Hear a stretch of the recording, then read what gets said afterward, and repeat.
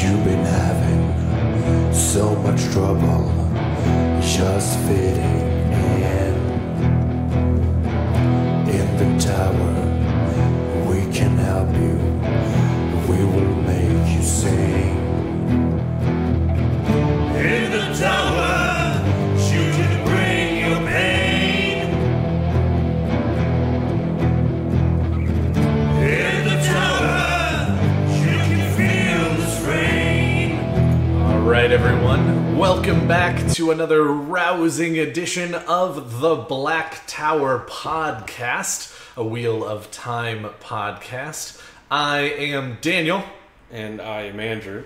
And we are having a very special episode here for our 1 year anniversary of the Black Tower podcast being incepted and putting out their first recording, which is on October 18th, today, or maybe tomorrow, or yesterday or last week, depending on when you're listening to the podcast. Yeah. Just know, October 18th of, what year is it? 2019. Indeed. Yeah, that was the 1 year. Fourth age, fifth age, whatever it is. Yeah. I feel like I'm about 5 ages old. So. But yeah, we have a very special episode today. Not necessarily because we're going to be covering anything like super incredibly special. We did do a few fun things, but it's most especially special because, as some of you might have seen, we did put up some videos. Or at least a video from Andrew and Josh came out to Los Angeles, where I am, and we had some good times. Josh was on vacation, and he diverted his vacation a little bit, and then Andrew just came all the way out because he's dope. And we did a challenge that y'all can check out on Twitter. And now it's kind of fun because Andrew and I are getting a chance to record in the same room, which is something that we do not usually get to do. Yeah. Shout out to you, Josh. We know you're going to be listening to this. We know by the time you listen to this, you will probably still be on vacation. Well, yeah, definitely. With your lovely, lovely family family. There's an L in there and an I. It's good to know that it's not just your mic. Yeah, I know, right? That's what everybody's saying. Like, oh, his mic's just weird. It keeps cutting out. No, it's just me. But we had the lovely privilege to... I still can't privilege to get to meet them and everything. Yes. Technically yesterday, but today. Indeed. As we're recording this. Yeah.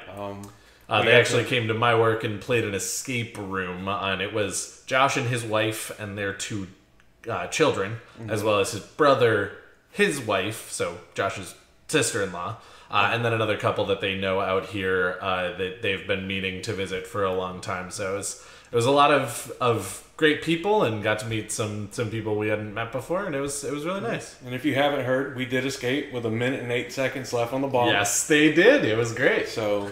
And we only had to use... Technically, we only called for, one clue? Yeah, it was only one clue. Yeah. And the other two that I actually sort of, gave any information whatsoever. One, literally Josh's wife had it correct. She just couldn't actually get it, it was the execution. She just couldn't get it right enough. And then later on... I don't know if any of you know a whole lot about escape rooms, but in almost every escape room that I have ever played, and sort of the rules for escape rooms, this being an escape room experience that 2 of the 9 people had done before, every single other person was new. Oh, yeah. You do not use multiple items or the same item for multiple puzzles, and the group did not realize they had already used one item. And so I did step in and let them know that they had used that, so they didn't need to concentrate it. And as soon as they stopped concentrating on that, they figured out exactly what they needed to do. Kind of got hung up on the balls a little bit. Yeah. On the pool balls. But it was a lot of fun. Yeah, it was a lot of fun. It was a very enriching experience. Good. And now... I had the most fun sitting there flipping little levers that I think at some point I got lucky enough that they popped open the little cabinet behind me, I imagine. Nope. Oh, they're just there to flip? Yep. Okay, good. I did the things I do the best. I just sit there and Flip thing. switches? Yeah. Let's go with that. Is that what you do at your job? No. Flip switches? Not at all. That would make my job a lot easier. I believe it. Ooh, pretty lights. Nice. Yeah. I mean, actually flipping switches is most of my job. Yeah. And pressing walkie-talkie buttons. Yeah. So That's like from 90% my of job, from my job doing all this, I spent more time studying the wiring for your mag locks than anything else, because that's actually part of what I do at work. Fair. So I'm sitting there. Did we put them together well? Yeah, most of them are fine. The little cabinet desk thing that's in between the two chairs in the first room. Yeah. Everything, the wiring in that could be a little bit better secured, because I felt like I almost might have accidentally popped it. No, I didn't actually do it. but I was like reaching around, and my thumb caught it. You gave it a reach around? Yeah, I did. I had to get to the inside of the other panel. Hey. It was about elbow deep in that desk. But so the topics, actually, I would say they are pretty special and impressive. And let me squeak around on this leather couch. Oh, it actually didn't make noise. Really. Because with the exception of one, because we were thinking about covering life in the Black Tower. Yes. But that's something we definitely want to wait to have Josh on to do. Correct. So that viewer suggestion, which was that Arcanus? Yep, it was Arcanus that suggested it. We've got it on the radar. Yes, But definitely. We're waiting for Josh. Had he been here, had he been able to step away from his family, let them sleep in the hotel, and he could have gone back to the maze room, we would have probably talked about it. But because we want to wait for him, we've substituted that with an idea that we had talking before recording. Yeah. But outside of that, I believe, unless something else comes up, everything we're going to talk about has been viewer or fan suggestions. One is actually a suggestion from another podcast. Yeah. And these things go way back. Like last year, whenever I was still the one running our Twitter, most of them are more recent, like the Discord suggestions, but there's ones from Twitter that are probably close to, if not over, well, they couldn't be over a year old, but Yeah. just under or close to a year old. Indeed. So, with that being said, as we always got to use protection. Yes. So, if you have not been able to sit down and enjoy either in an audio English in an audiobook format or reading it yourself physically, whether it's on ebook or whatever, if you have not been able to enjoy the entire series through any medium, you are in danger of being spoiled throughout the entire series. Yes, we are definitely going to be talking about topics ranging the whole way. Yeah, here's a little hint. The first one is technically going to take place after the series.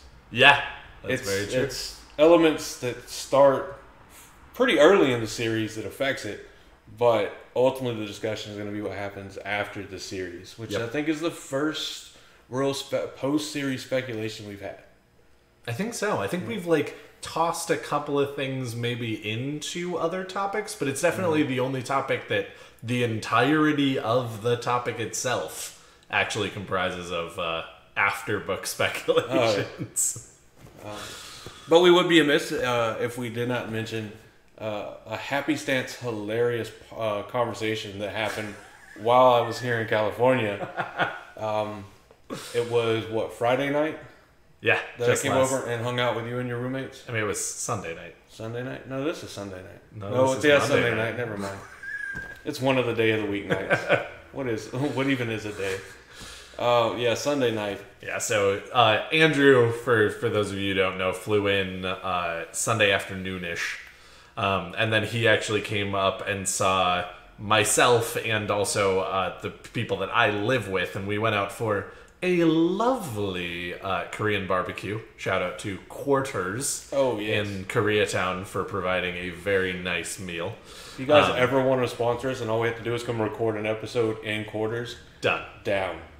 Done and done. Have to give me time to get back out here, but right, we're down, definitely. Also, a slight shout out. I mean, an actual shout out, but we did spend a little bit of time in the Tobu Cafe and Restaurant as well, which is just across the street from the quarters. They have a lovely pitcher of Sapporo, which we enjoyed. Yes, and lovely 10 cups for the water. Yes. They come in your average jogger's water bottle without the top. So easy pour. Fun fact, I actually used to work at a restaurant, and I think that might... I'm certainly not saying this is like a stereotype or anything, but I worked at a South Korean sausage restaurant. As they called Seoul Sausage. Now they actually, some of you might actually know them. They had a pretty famous food truck that I think won Food Wars one of the seasons, or Food Truck Wars, sorry, one of the seasons. But I don't actually remember whether they won or they were a runner-up. But they got very famous based on the fact that they did very well in Food Truck Wars, and so they opened up a brick and mortar location, which has since closed down. Oh. Their food truck is still doing incredibly well, but they had a hard time doing an actual like brick and mortar standalone restaurant. But anyway, all of this to say, it was like a fusion kind of like sausage place and Korean food place, and they also did they had the runner water bottles of water. We had lids on them.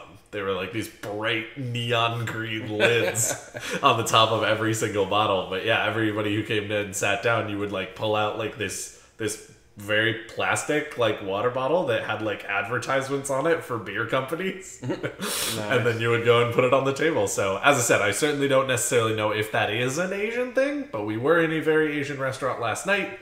I worked in a very Asian restaurant before, and I've noticed it now. And there was another place that was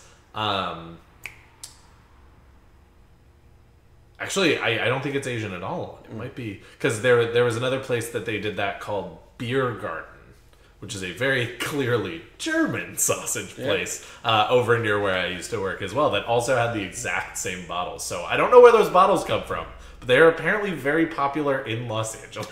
Yeah, well, shout out to Quarters for recycling wine bottles. Yes. For their water bottles at the tables. Indeed. So that was and tea neat. Bottles. They were also, it was like cool tea as well. Yeah. It was really, really good.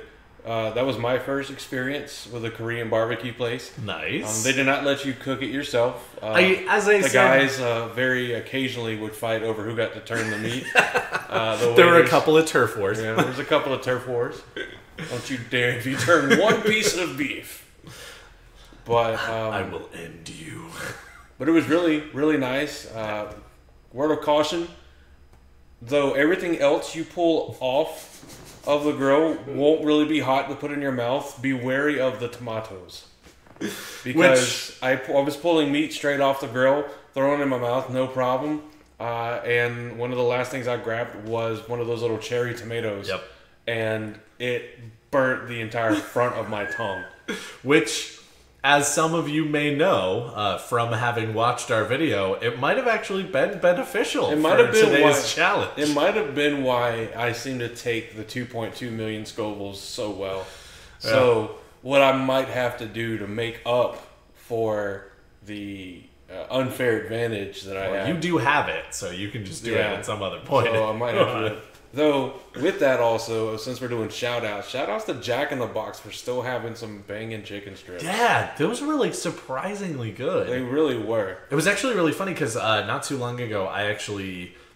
so I'm part of the Jack in the Box, like I have the Jack in the Box app and whatnot, and I have like a login for it because it's literally right by my work, and I would almost be remiss not to. I can confirm. Right? Mm-hmm.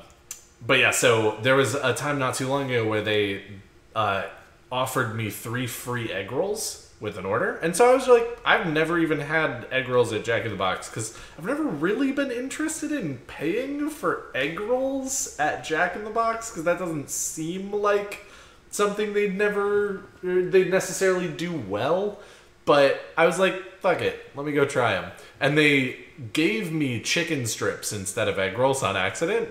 And that was the first time in a long time I had chicken strips from anywhere, let alone Jack in the Box. And I was like, all right, well, I'm a little disappointed that I didn't get the thing that I wanted. But then I ate them, and I was like, this is so much better than I imagined the egg rolls would be. I think this is the first, like, flat chicken strips I've had in a long time. But, like, I've bought, like, the Tyson chicken strips or whatever, the breaded chicken strips and they're a lot you can make thicker. at home. Yeah, and they're just, like, slices of chicken. It's not, like, fillets of chicken. Yep. But it was still very... very good. Yeah, they were a really nice pairing to the... Speaking of restaurants, not if, when y'all come to South Carolina, we have a little Asian restaurant, or Chinese restaurant called Egg Roll Chen's. Chens. It's actually very good, so I'll have to take you by there, and I know you were a fan of ramen. Yes. So I'll also have to take you to the Monkoi Ramen House on Gervais Street, which is Nice. right across from Mellow Mushroom. Well... That's perfect. Yeah, which is hilarious to have a Mellow Mushroom because it's a very like stoner-esque type pizzeria. Yeah. In South Carolina right now, since it's not even legal in like a medicinal format. Yeah. We just got lucky. They use a workaround with the agriculture laws for CBD. That makes sense. Yeah, but. Getting back to what we were actually talking about necessarily. So he got here on Sunday. We went and had Korean barbecue, and then we went and just kind of shot the shit at my apartment, which was great. Well, before that, we went to a couple little places. We went to... Yeah, we've started out Perch, yeah, which is a bar in downtown. It's a swanky bar, and I had never been there, and they have like a rooftop patio area. Oh, yeah. And guys, you know how fancy I am.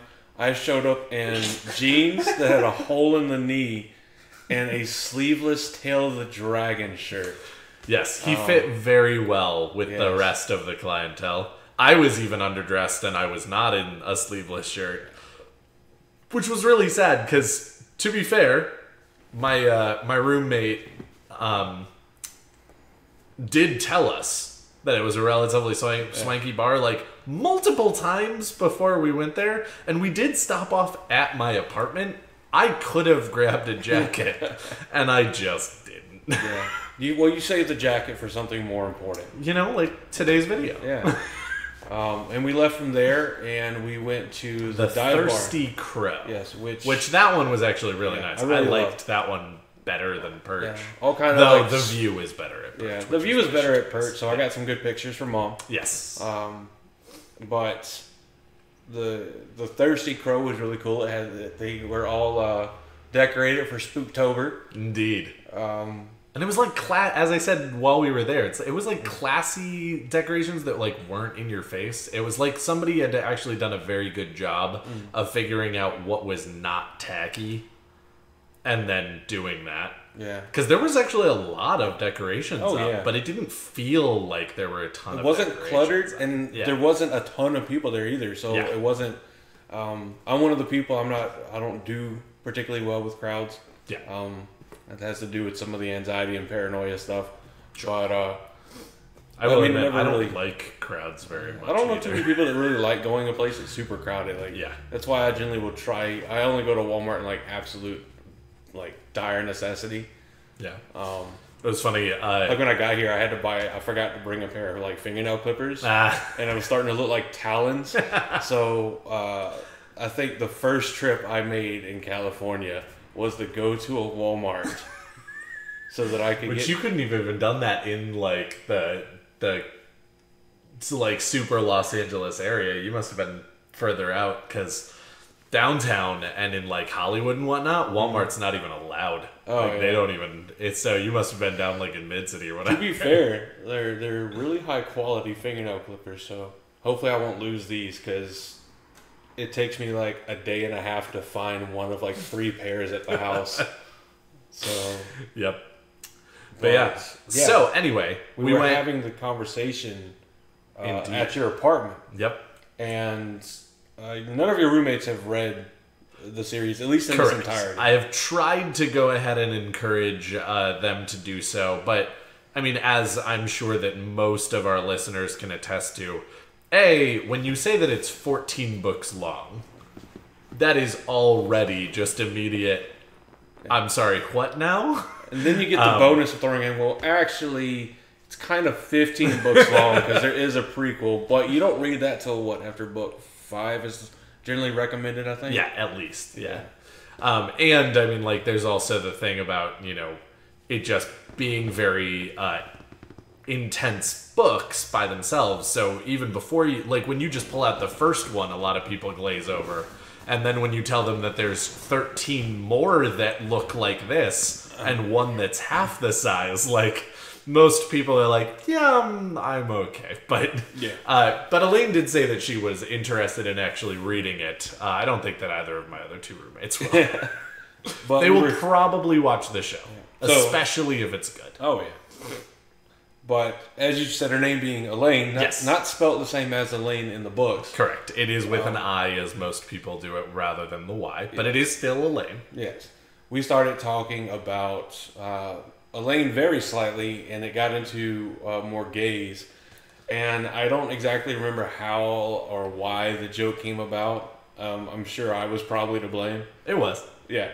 I mean, it's a great quote, but you are to blame. But we were talking about she abdicates the throne and goes into hiding with the white cloaks, not cloaks, and made the statement that apparently Robin dicked her down so good she had to go into hiding. So that is now a thing.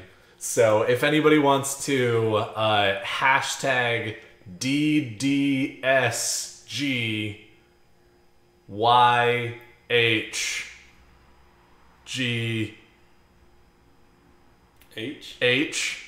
then you're good. That's dick down so good, you need to go into hiding.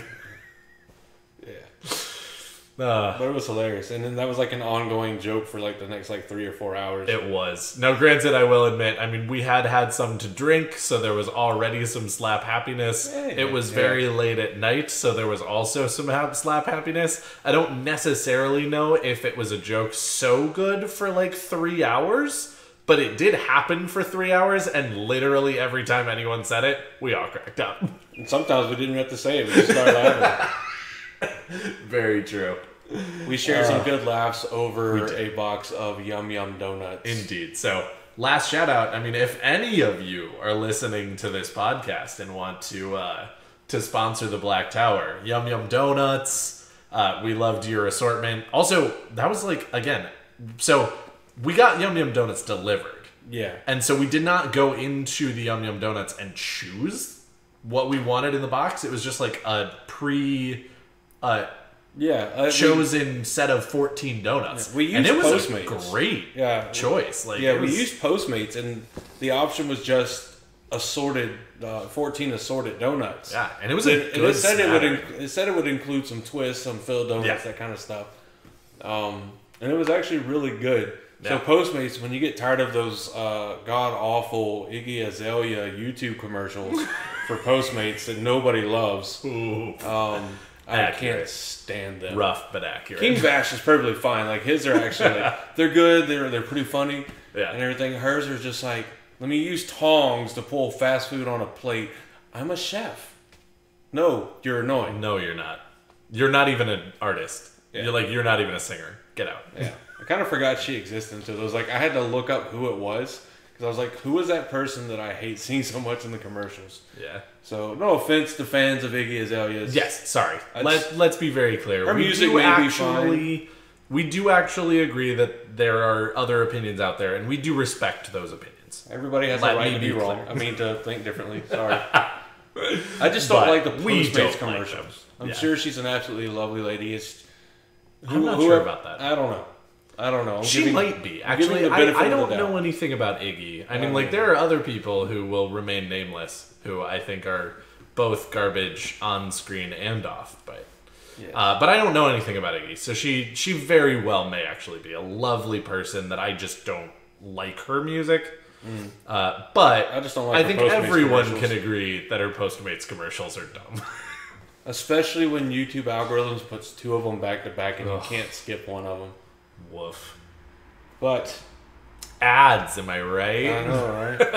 I actually saw a screenshot not so long ago, somewhere where they had 4 back-to-back ads on YouTube.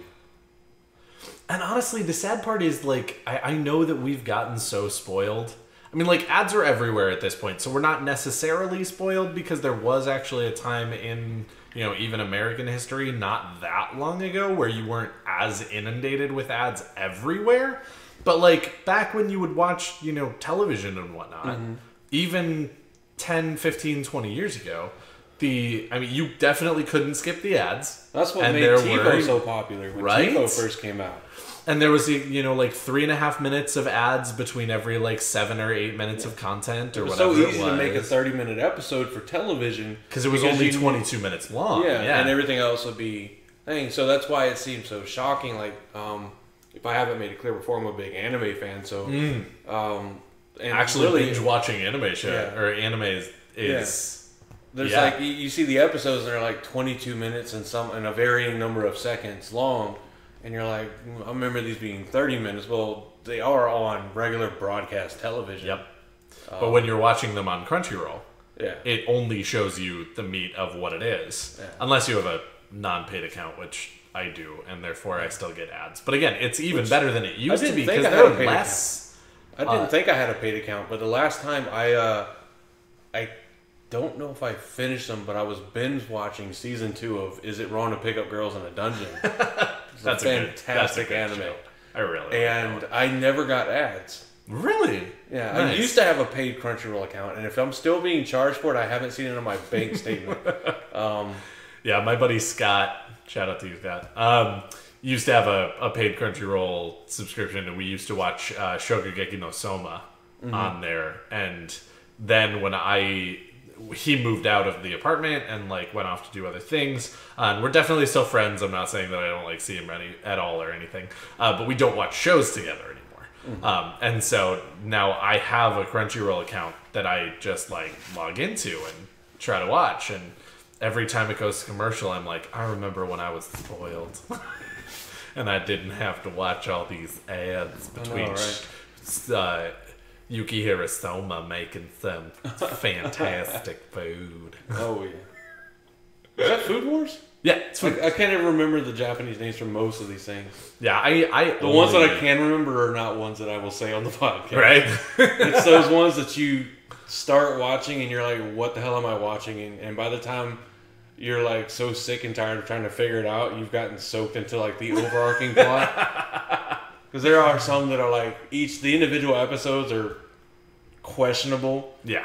But they give you just enough of an overarching plot where you want to see what happens large screen. Yeah. And that's one of the things I kind of pride myself on, is being able to overlook like the really stupid parts of things, the less appealing things, you know, like fan service and that kind of stuff. I overlook it to see what, you know, if it has a decent plot overarching on it. Yeah. Which Is It Wrong to Pick Up Girls in a Dungeon kind of does. No, it's true. I like that one a lot. Yeah. But that is not technically what we have come here to discuss. Yes. We are now 25 minutes into the podcast, and we haven't even touched any of the fan suggestions that we were supposed. But again, we all know that we live for this. And so far, our fans have actually seemed to be down with it. So rabbit hole it is. But we should probably get to the first fan suggestion. So, the first one is going to be taking the place of, at least for this episode, of Life in the Black Tower. Yeah, of Life in the Black Tower. And it was just a random question that I think I asked before we started recording about the ramifications for the IL after Rand proclaims himself as the Karakorn and reveals the secrets of Ruidion. Yeah. Because we were talking a little bit about, Avienda's visions and what she sees, which we'll talk about some other time. Yeah. But it did get us talking about,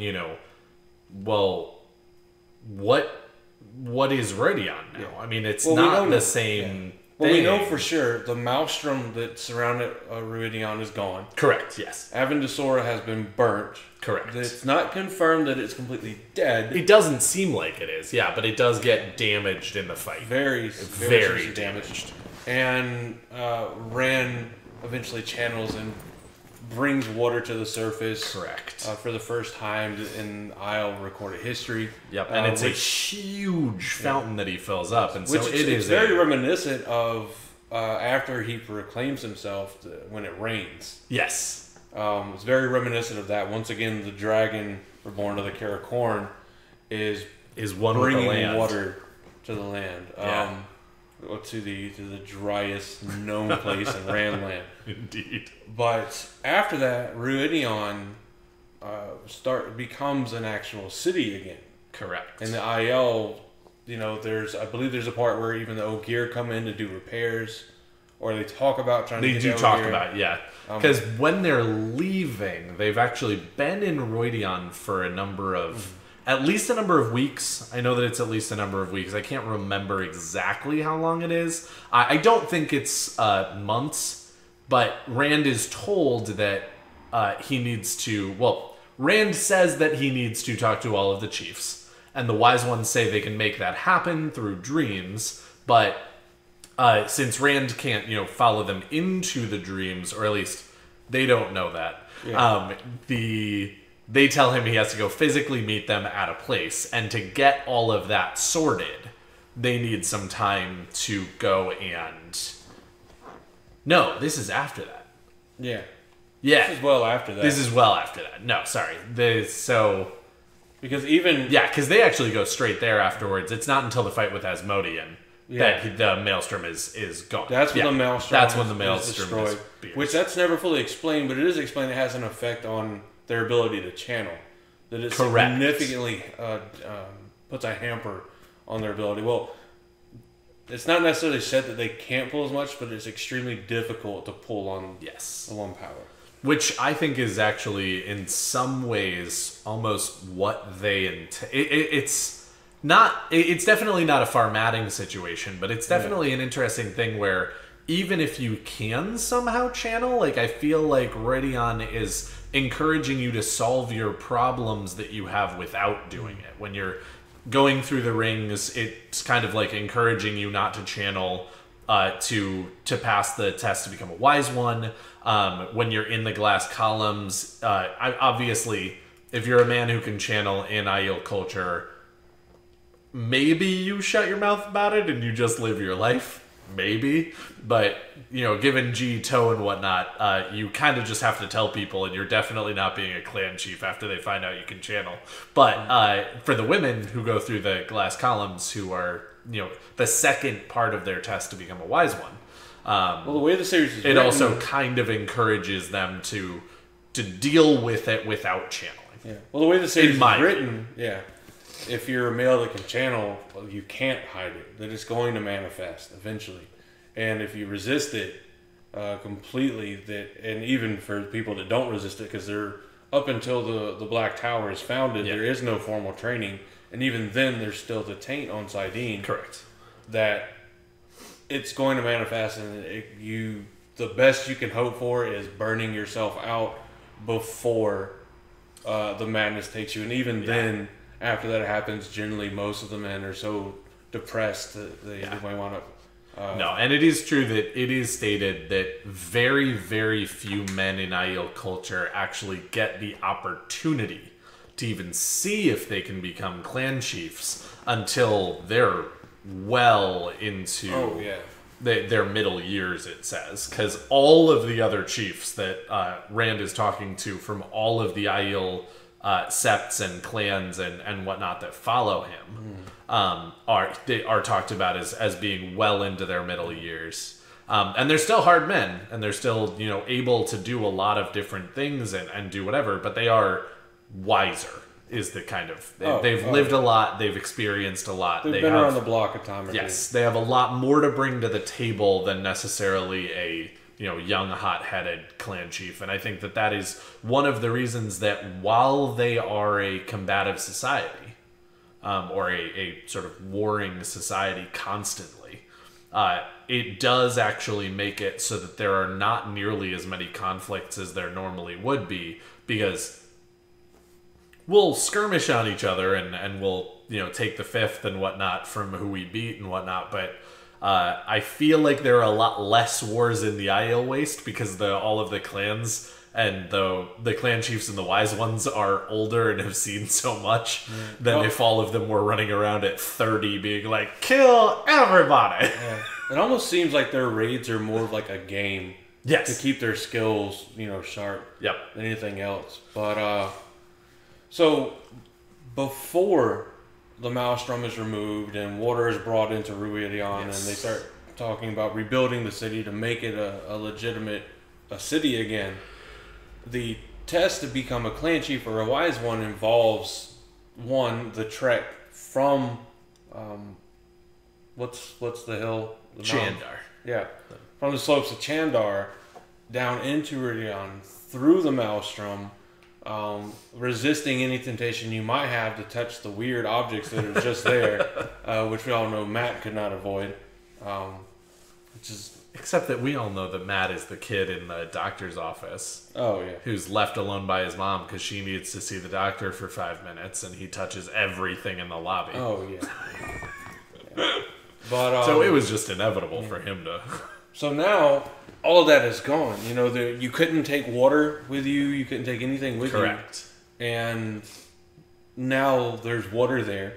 Mm-hmm. You don't have to wade through the Maelstrom to get into the area. I think which is of course an interesting thing because I remember like shedding all over the couch. It's fine.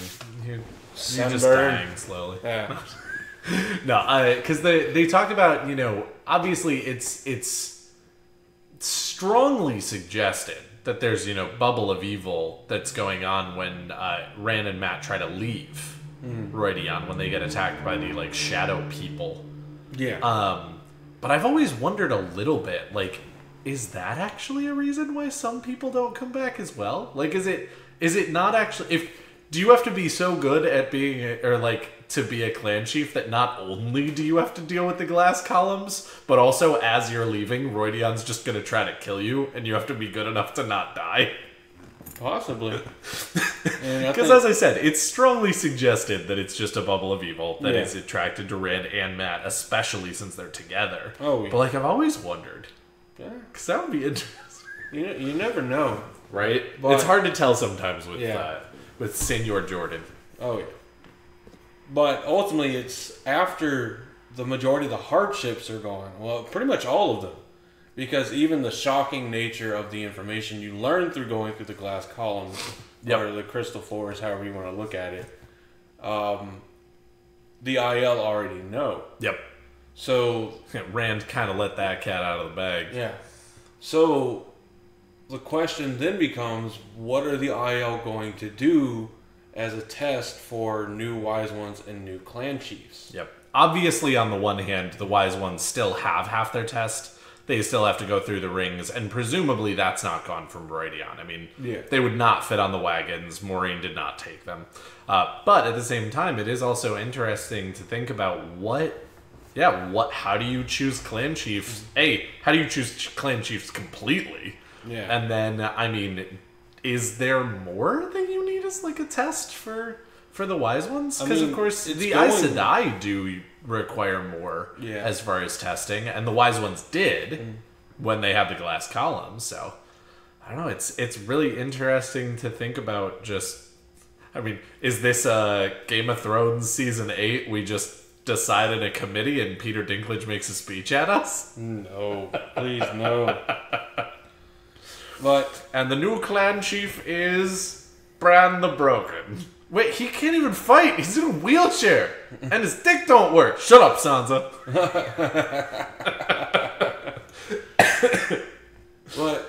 So when they finish going through the glass columns, that's when they emerge with the mark of the clan chief with the singular dragon tattoo, essentially. And there's also the thing I wondered about is, since the prophecies talk about the coming of the Caracorn and how it'll break the IL and it'll lead them out of the threefold land, once that's fulfilled, if you're not the Caracorn and you go through them, are the dragon tattoos still a thing? Yeah. Do you still get them to mark you as the children of the dragon or the people of the dragon? Yeah. No, that's a really good question, because of course it really is a situation where, because it almost seems like we're going to mark your leaders to remind them of who they should be looking out for. Yes. And now they don't really need to do that. Like, pretty much. And, I mean, like, again, this is also something that we were talking about. Partially, we got onto this a little bit because of the Dragon's Peace. Yeah. But do the Aiel actually really need to be a different people anymore, given that they have been such an instrumental part of the world in which Rand seals the Dark One away and becomes and saves the world in some ways. Yeah. Because they were such a big part of that. They've been across Rand's the Dragon Peace Wall has been signed. They've been across the Dragon Wall for what, a year and a half at least. Yeah. So they've been a big part of the governing faction for Kyrian. Yep. So, and of course the Kyrians are more than happy to take back over governing their own city. Of course they would, but at the same time, yeah. But now you've got the rebuilt and now rediscovered and reestablished city of Ruidion. There's almost, at this point, it's almost like a rehash of the world prior to Layman's Sin. Yes. And I mean, like, also, again, we're talking about a world where, the Age of Legends was a utopia where men and women could channel together and they discovered amazing, crazy things. And the reason that we don't have that now is because of the breaking. In the present day for Rand and crew, the breaking happened 3,000 years ago. For 3,000 years, men have not been able to channel and, in fact, done horrible things when they tried. And a ton of knowledge has been lost since the Age of Legends. So even the women who can channel are just... I hesitate to use the word castrated, but like that's kind of the word. They are way incapable of most of the things that even just female channelers could do in the Age of Legends. So now we learn that time and time again from Forsaken. Exactly. Because they consistently remark on how weak garbage channelers on average are now, and how. What do you mean you can't even do this? What do you mean you can't even do that? And they call all of the Aes Sedai, even Aes Sedai who have been training for 100 years, they're like, oh, those half-trained girls from the tower. Yeah. And I mean, and it was obvious that at some point, having people that could use the power to make Angreal was very commonplace. Right. And that's a freshly rediscovered talent. Yep. That it's still so scarcely understood that even by the end of the series, it's incredibly dangerous. Yes. To even probe at any kind of Angreal. Yep. Much less probe it enough to figure out if you can make it, if you even should remake it. Yep. And case in point to the ignorance on the Angreal is the Oath Rod. Oh my god. I mean, it's such a mind-blowing thing when they're like, there's no way that the kin are this old, and well, it's because they never took an oath that, yeah, the world will trust you more, but you're literally going to live half as long as you could. Yeah. And then there's now the unexplored reality of what effect does the one power have on male channelers? Does it extend their life? Does it do a comparable extension? And what does the bond from a male channeler to any sort of order, be they male or female, especially another Aes Sedai, do? Because the bond we know from a female Aes Sedai to a warder gives them a sort of enhanced lifespan, a little bit of longevity. Not as long as their Aes Sedai, but definitely longer than normal. So how long now can Aes Sedai live that don't use the Oath Rod, that are bonded by an Ashaman? Yeah. Is it extended life expectancy on steroids? Right. Because if you could live, like 1.5 times as long as a normal person as a warder, and then your normal lifespan is 400 years. Because there's also the potential question, like, did the traditional bonding start off as a form of marriage between male and female Aes Sedai? Who knows? Because if you think about it, if you have a male that can use the power, and they're notably stronger in battle power, than females are generically stereotypically speaking in the series. Did the need for warders, as we see like Lan and the other warders in the series, arise only after the counterstroke of the Dark One put the taint on Saidin? Or was that just an option that people did? I mean, it's really not actually about. No, it's not. I say that because all of the Forsaken were presumably alive during the Age of Legends, and I don't remember whether it is Grandal or Maggedian, but one of the two of them actually say specifically, and again, I'm not going to be able to figure out which book, and I'm not going to be able to figure out which passage, but they do specifically say that the warder bond is something that they had never seen before, and that it's actually like almost, they don't use this word, but they almost say that it's like a bastardization almost of something they might have seen before. So it's actually interesting because it could actually be. I think it's Mogideon because it's when she's so. torturing the Aes Sedai in her order and discovers, like, oh, that's an interesting effect of this bond they have. Actually, it's two different, or it's two different times at least, because that wasn't the one that I was thinking of. It's later on when she's saying that, like, yeah, this warder bond, or there's so much use to this warder bond. How did we never come up with this in the Age of Legends? But yeah, so I think it's actually Masana who's doing that. That's kind of what I was thinking. It was Masana. So no, earlier when she's with the warders. Yeah, that's what I'm talking about. So Masana also says that because when she's torturing them, she's like, oh, she literally, I didn't know that about the power warder bond. Pleasures a man to death. So, and then of course she goes into the other room and the Aes Sedai is I think she can hear the Aes Sedai from where she is. Yeah, it's God, that's such a messed up scene. It is. I love it. Like, it's a great written scene, and yeah. I can't wait to see that kind of thing on screen because my imagination is good at this stuff. But like, it's gonna be a dope scene. Oh yeah. Oh. Yeah. But yeah, again, even later on, and I think it actually is Mogideon who is like, why didn't we ever fucking think about this? Like, we could have done this the whole time in the Age of Legends. But back to the IL. Yes. We don't really have in any of the history that we're given in the books. That's just having just recently gone through the views from Rand's views or visions from Ruidion. Jeez, English is so hard. I don't know why. Well, that's old tongue, so you're good. But there was never a point where we saw the IL where they were like the IL now, but before Ruidion. It was always just a mass people that eventually split into the IL we know now and the traveling people that we see in the series. Well, and it's also very interesting because I was actually thinking about this when we were talking about the visions. The Aiel seem to specifically be, and I don't know because again, back in the Age of Legends, it's hard to really know anything. Because even when we're seeing the things in Ruidion from the Age of Legends, it's bits and pieces and whatnot. But it seemed to me almost like that the Aiel weren't a people. Like, it wasn't hereditary. It wasn't families and it wasn't, whatever, necessarily. Oh, yeah. Back in the Age of Legends, it was anyone who wanted to serve the Aes Sedai. It was almost like a part of the caste system with the Aes Sedai.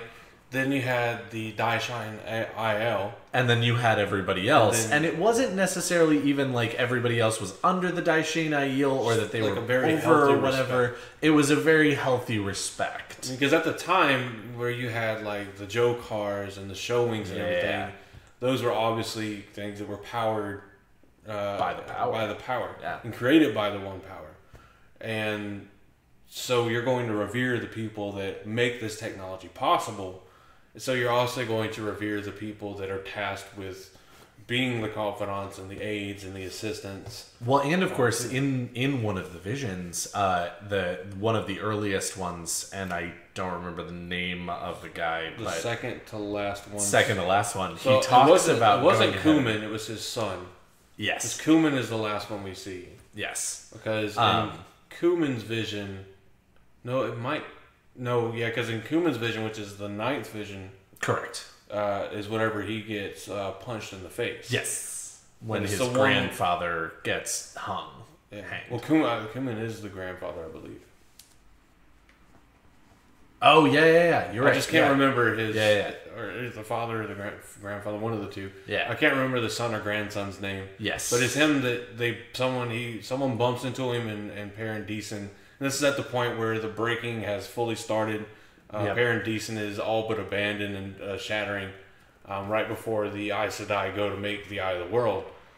And someone bumps into him and they're incredibly apologetic. Yes, once they realize who it is. Because at first they're about to give them a piece of their mind. Because they're like, hey, then they buddy, you recognize- fucking bumped into me. But then they recognize the cat and Sora of the time.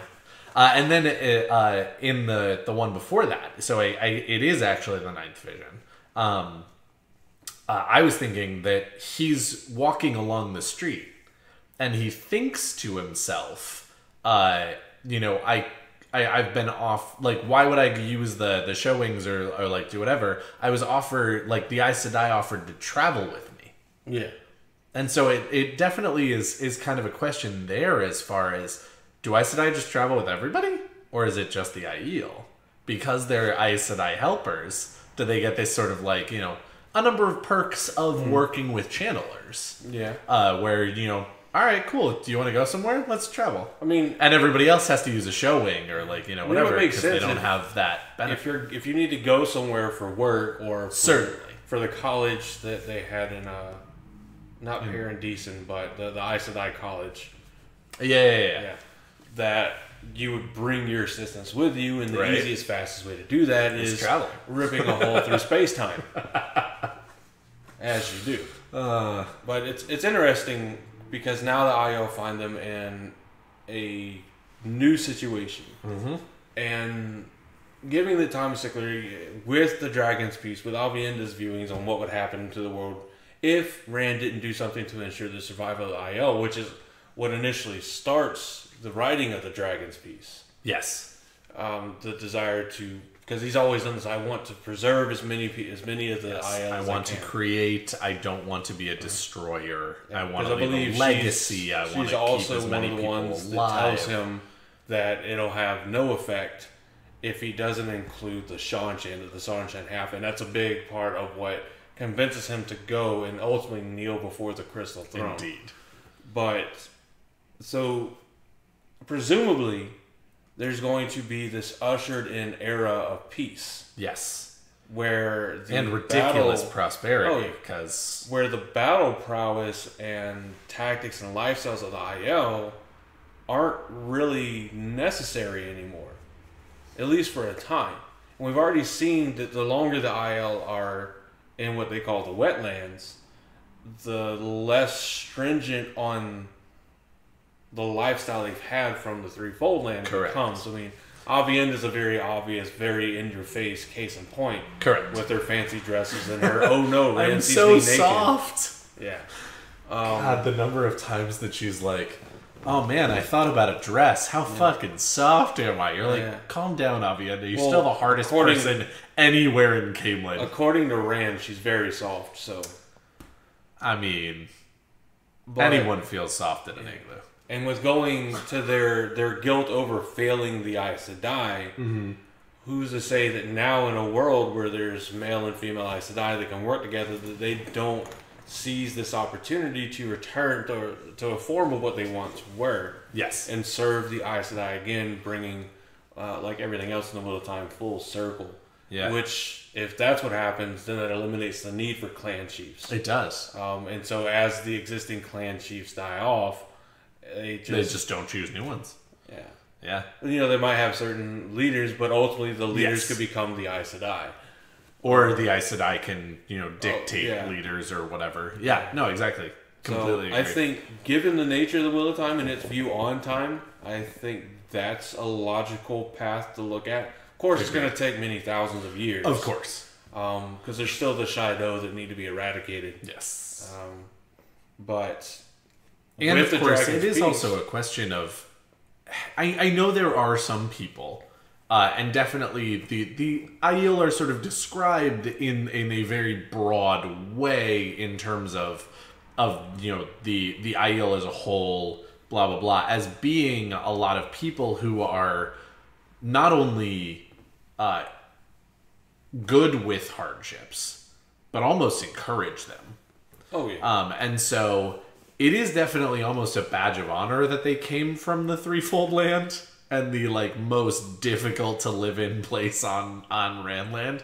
But at the same time, there have got to be plenty of Aiel who look at, the incredibly difficult conditions of the Aiel Waste and go, why would we go back to living there? We don't have to. We can live in the wetlands. Why would we go back to living in the waste? And obviously, again, for those of you who are very traditional, there are certain things that I know are more difficult for me that I would totally do in a heartbeat, even if given the choice.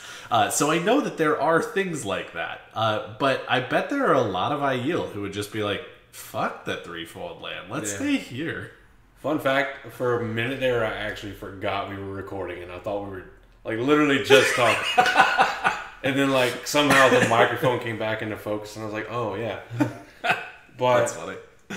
But yeah. So we don't know, we don't get to see enough history to see how the world deals in a time where it's peace and prosperity.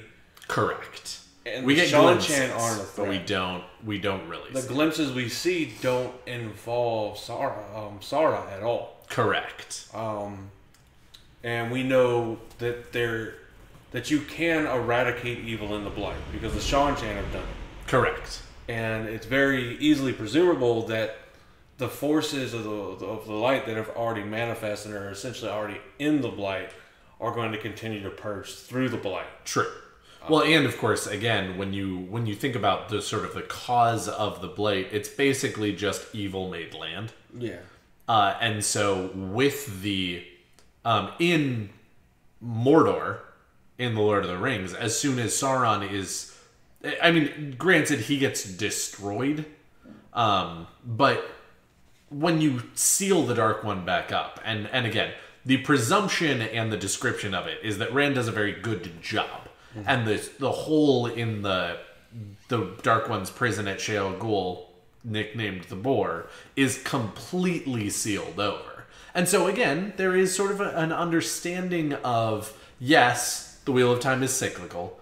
Maybe at some point there will be someone else who gets very greedy or arrogant or whatever and re-drills that hole or does something later on that will then allow the Dark One to touch the world. But presumably, as long as the Blight can be brought back to its former majesty, the Dark One can't touch it. So it's not going to then be made, shadow-made land anymore. Well, I mean, ultimately there's going to be a time where they've had so much time without the evil of the Dark One that they'll forget about the Dark One.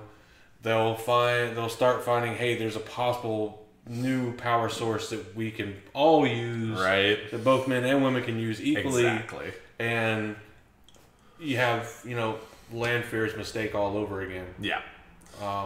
It's also funny because I'm regularly reminded of how cyclical our time kind of is. I mean, like, again, it's not quite the same way as Wheel of Time, just because, again, we're grabbing a microcosm of time and just extrapolating it to everywhere. But in our life, or in our society and in our world, there's a relatively famous saying that, good times make soft men.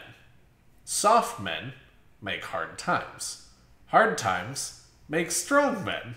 Strong men make good times. And so that's, again, just so cyclical and so roundabout that over and over you see this cycle that over time things will repeat. And so again, that's very Wheel of Time in terms of Age of Legends, soft men, or people in general, obviously I don't want to get sexist or anything. Yeah. Soft people don't really realize necessarily what they're getting into, and so they either make huge mistakes or do whatever, and that brings about war, brings about famine, brings about awful things. And when you live through those awful things, most people just have to become stronger or better or faster or whatever. and those people bring back Ages of Prosperity. And so it really is definitely a situation where in the story that we are reading, it is a hard time, and they are making strong people. Yeah. Especially the Aiel, who live in the Threefold Land and go to Roidion to choose their clan chiefs. So it seems like the ultimate answer is history will repeat itself. Yep. And eventually the success of the Dragon's Peace and everything else will be forgotten, and it'll give rise to essentially a rehashing of what we've seen already. So, on to the next topic that is second most likely to take the most time to cover. Indeed. This one, as just arguably as the last one is from Arcanus, since we replaced her idea with one to account for Josh not being here. This was another one that Arcanus suggested on the Discord about talking about the Wheel of Time and other media such as fan fictions, computer games, the pen and paper RPG that Sword Coast put out with Robert Jordan's quote-unquote help. Input, I would probably say. His input, his one-sentence input. No ninjas, no thoughts clerics. on those and artwork.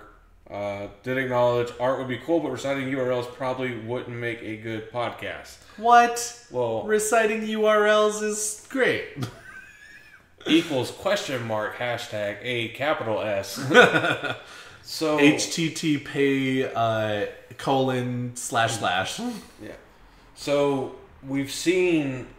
There's always been a pretty decent following for Wheel of Time artwork. You know, we've got Badali Jewelry. That most of their items, if not all of their items, are personally approved by Robert Jordan, or at least Team Jordan after his passing. Correct. That have been being sold forever, and now won't be. Well, I think I'm in the camp of people that look at people like Badali Jewelry and Taveran Tees that have been Ariel Burgess. Yeah, that have been doing this for so long that Sony isn't going to allow their license to continue. So they can consolidate, look at what exists, and rehash new terms. That's I think it's ultimately going to come down to, you know, does the Sophie and the family that runs Taveran Tees, are they going to be amenable to the new terms that Sony want? Because Sony's going to want their cut of merchandise. Which, I mean, like, on one hand, they definitely deserve it in some ways if they are smart enough to pick up the rights to this series, and the Jordan estate is interested in giving it to them because they think they're going to do a good job, which, FYI, I also think they're going to do a good job. Yeah. So that's not a statement on them not doing a good job. But if they can actually do a good job with it, it's actually going to open up more merchandising, period, because I don't think people aren't going to want, you know, artist renditions of characters that we've already gotten, in terms of, you know, the very famous pictures of Rand and Elaine and Nynaeve and, you know, all of these different people, but it will also open up, you know, many different possibilities of artist renditions of Joseph Stradowski as Rand, of, you know, Daniel Henney as Lan, and all of these other things. So Sony in a lot of ways is actually opening it up to more merchandise, and so presumably they do actually deserve a certain amount of the merchandising that is specifically Wheel of Time based. But it is definitely sad. Though again, I also will throw out there, none of these people actually have to stop doing what they're doing as long as they don't take money for it. And I know that throws a huge wrench in people's engines who were doing it for money. And that is unfortunate if that was the way that you were making your living. At the same time, Sony doesn't necessarily say that you can't do that thing. You just can't have people pay for it. Well, I mean, Badali Jewelry sells a lot more than just Wheel of Time. Correct. So they can't do Wheel of Time stuff. They'll be fine. It is harder on some other people. But given the way Team Jordan has been with the community, especially people like Taveran Tees, those guys, I would be surprised if they didn't get I'm pretty sure that in the talks, because Team Jordan, you know, Harriet and the editors and all, they're going to have a lot of input and a lot of influence, because ultimately this is their now intellectual property as the executors of Robert Jordan's estate.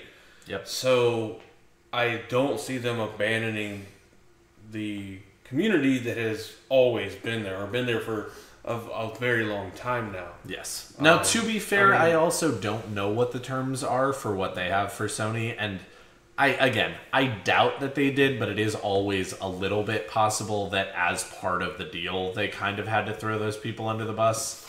As I said, I doubt that they did. I would be surprised if we didn't see some kind of deal come out to those people. Or, worst case scenario, those artists might be asked to come and work for other places that now do it. They might not be able to do it as autonomously, but they might be asked to come be part of an entity that Sony actually puts together I think ultimately it's going to be more of a legalities thing. No, exactly. The Sony's saying we're going to stop. Let the licenses expire. Correct. We'll take all the licenses, come back to us, which then gives us the legal authority to have our lawyers draw up, the new agreements. Yeah. Because they've done a lot, like the Wheel of Time map that Cave Geek did. Yeah. Tavir and Tease are the ones that worked and got it officially licensed by Team Jordan. Yep. So again, yet another shout out to Cave Geek, but. So I think that terms of stuff is going to be fine. We might actually finally see where the Ashimon coats are back in stock. Right. Finally, where Tam's Hairmark blade is actually back in stock. Yeah. Those sort of things, which I'm just going to get mine by going to visit Josh's house and taking his. So it's okay. I'll take it for you. Okay. We'll split it in half. No, you can just have it. Oh, okay. I'll take Calendar. Oh, okay. That's between you and your brother. So. Well, he's still got the Choden call. He doesn't need Calendar. That's mine. Yeah, that's true. But so I think it's gonna be fun. Actually, yeah. I mean, he's got the fat man with the sword. That's his favorite Angreal the whole time, literally throughout the entire series. Oh, I'm having a problem. Fat man with the sword. Oh yeah. Which I love. I still actually love that, it really takes a lot of shit to go down for him to be like, oh, get me Calendar. Yeah. But I think in terms of people that sell the more traditional terms of merchandise, shirts and that kind of stuff, jewelry, that they're going to be fine ultimately. Probably. Now, when you get into the art mediums, yeah, we've had Ariel Burgess that has been around forever, making amazing works of art. Yes, shout out to you, because honestly, every single time I see an actual Ariel Burgess print, woof! Honestly, they're all so good. But now we're getting so much new art. There's already tons of people that are doing renditions of Rand and Egwene and Nynaeve. Yes, using the casted actors. Faces for it. I saw one the other day that was using Marcus Rutherford's Perrin with really long dreadlocks, holding the axe. It looked really good. I really liked it. Actually. For a second, the caption made me think that was already a set photo. No. I was like, "There's no way." No. I was like, "They're moving a lot faster than I thought if they're already at that." And it was even in a winter landscape. So and he even had the yellow eyes and whatnot. Yeah, so it was like, guys, you're not. Stop. Are we starting in the middle and working our way out? Yeah, we're actually starting at Winter's Heart, and then everything before that is just going to be flashbacks. We start at Winter's Heart, the series might be doomed on TV. Because if you start with having to deal with Fael's captivity.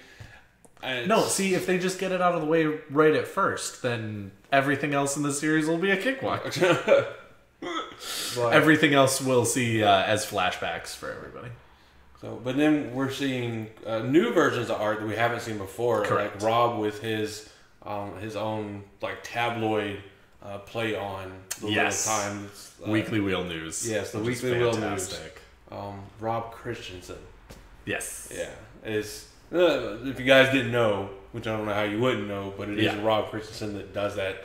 and publishes. And he's so funny. Oh, yeah. Every single week, I get a kick out of seeing what he comes up with for those. And I love, not to stick on this for too long, but one of my favorite things is that he really does a very, very good job of absolutely capturing the world of Randland in a funny way, but then also comparing a lot of it to like topical things that are happening now. It's great. Oh yeah. Like freaking make the tower great again. Oh yeah, Elida as Trump. Elida as Trump. It's so good. Yeah, but as for like the other mediums, it's going to be interesting to see the songs that come out of it. Who's going to be doing those? Because we have Blind Guardian that did that 8-minute Wheel of Time song. Yep, which is still fantastic. Was Blind Guardian they're the same band that did? No, it was a different band that did like Jack in the Shadows and. Yeah, it's a different band. I can't remember. I don't remember who did them, but I know that they're no longer doing it. I don't even think they're fully a band anymore. I can't remember. Might not be. I remember I talked about it with Nablus once because he reached out to them to get permission to use their music for his intro and outro and everything, and they were like, "Yeah, we don't even do this anymore. Use what you want." But it's gonna be interesting to see the new songs that come out of. The TV series coming up as the attention grows. Video games, I'm looking forward to an actual reboot video game. I mean, the video game does look bad, but it's probably just because of when it came out. Oh, yeah. But I'm anxious to see a game with far better mechanics. Yeah. Far more in-depth. I mean, you could easily make a Wheel of Time, a World of Warcraft-esque Wheel of Time game. Yeah. Where the different abilities you learn is like you're learning weaves of the power. Oh yeah, and you could even like do different things where like where as you go into it, very like Diablo or World of Warcraft or whatever, you actually just choose like what class and whatnot you are by like choosing what weaves you're going to be strongest in. So it's like, all right, cool, I'm a spirit Aes Sedai who also puts points in fire and water and whatnot. That'd be cool. I think it'd be interesting too that if you have no option to choose a talent, that when you generate your character you either get given one or you stand a very small chance of not getting one at all. Now, of course, that's got to be scaled with balancing. Sure. Because obviously, there's definitely going to be a PvP element. We know there's going to be. Of course, there always is. Which is fine. Yeah. But it just means that you have to be very, very clear on balancing the different ones. So, which if they keep with talents that don't directly translate to like combat ability and that kind of stuff, like making Angreal. Yeah, which very well could, but if they limit the Angreal that can be made or something, whereas it's still something like you could go and buy Aes Sedai with the item. You could go out and buy one of the Sleep Tier Angreal so that you can enter the World of Dreams. But if you have the talent for making Angreal, once you get level to a certain point, you can make your own. Yeah, that'd be cool. Ooh, man, just like a full-on Skyrim. Oh yeah. Wheel of Time game. Oh, that'd be amazing. So I'm excited to see those. I never played the original game, but I've watched. Yeah, I've seen screenshots. Yeah, I've seen screenshots and I've watched a little bit of the gameplay. It's very narrow. Yeah, it's I think almost the entirety of the game takes place in the White Tower of the time. Yeah, something like that. And it's always an Aes Sedai shooting a fireball at a Trolloc that's inside the White Tower for some reason. As you do. So, I mean, you can be critical of that, but it's what they had to work with, yeah. Then you have the pen and paper RPG. Yep. The D&D version of Wheel of Time that that Source Coast put out. Correct. That Robert Jordan's input was, there are no clerics or ninjas in my world. Yep. And that was all he had to say about that. Yep. Which, I mean, like, it actually does, it is interesting now because there are a lot of, like, fan-made stuff along those lines. Because, obviously, they're the very officially licensed, put out ones like Wizards of the Coast under Hasbro does does Dungeons and Dragons, and that is their property. They put out books and whatnot. Pathfinder is also another really big one. Warhammer is another really big one, which wouldn't really fit Wheel of Time because, of course, it's definitely more of like a sci-fi kind of. I mean, ultimately, it needs a massive update because even the one that was put out, I keep saying Sword Coast. I think it's Wizards of the Coast that actually put it out. Was it? I can't remember. We can look it up. But I'm curious now. Yeah. So while you're looking that up, I think it only included like a couple books, and then I think there was like the main release, and I think there was one, maybe two more releases that covered stuff from new books that added, just like whenever D&D goes into a new edition, they include new things. Or when they release a new series of adventures, where new stuff comes out. So there's definitely something that can be built off of. I'm sure it can be revamped. If they were to re-release a D&D-esque version or a Wheel of Time version of D&D, I do think they probably should start all the way over and do a release that goes kind of almost hand in hand with the TV series, so that you're releasing things that people are going to be interested at the time, but you're also not spoiling what's to come in the future. Yes. No, and it's interesting. So it was Wizards of the Coast who actually bought the one rule book that was created. There was one single rule book in the D20 system, which is what Dungeons and Dragons is based on. They actually bought Last Unicorn Games, which were the ones who actually put together the rule book. So that's actually really interesting because I was actually going to tell you about that in some ways. That as some of you may know from playing the games and being aware of what Wizards of the Coast is doing with their other properties, I am a huge Magic the Gathering fan. In fact, Andrew and I have some of that in common. I think I play a lot more now than he does, though I think at a bygone time, he played a lot more than me because I haven't actually been playing that long. But possibly, I only played for like maybe a year. Yeah, and that stopped several months ago. I just ran out of time. All right, that's fair. So I think I actually have been both playing more intensely and longer. But that's, again, that is neither here nor there. The important thing is that, as some of you may know, Wizards of the Coast and Hasbro own both Dungeons and Dragons and Magic the Gathering. And so I want to say early on this year, it was either early or mid this year, they put out a book called The Guildmaster's Guide to Ravnica. And that is actually a crossover rulebook for D&D that is in the world of Magic the Gathering. Yep. And so it's really cool. I actually own it. I definitely recommend if you are an avid D&D player and you have not picked it up yet, definitely do so.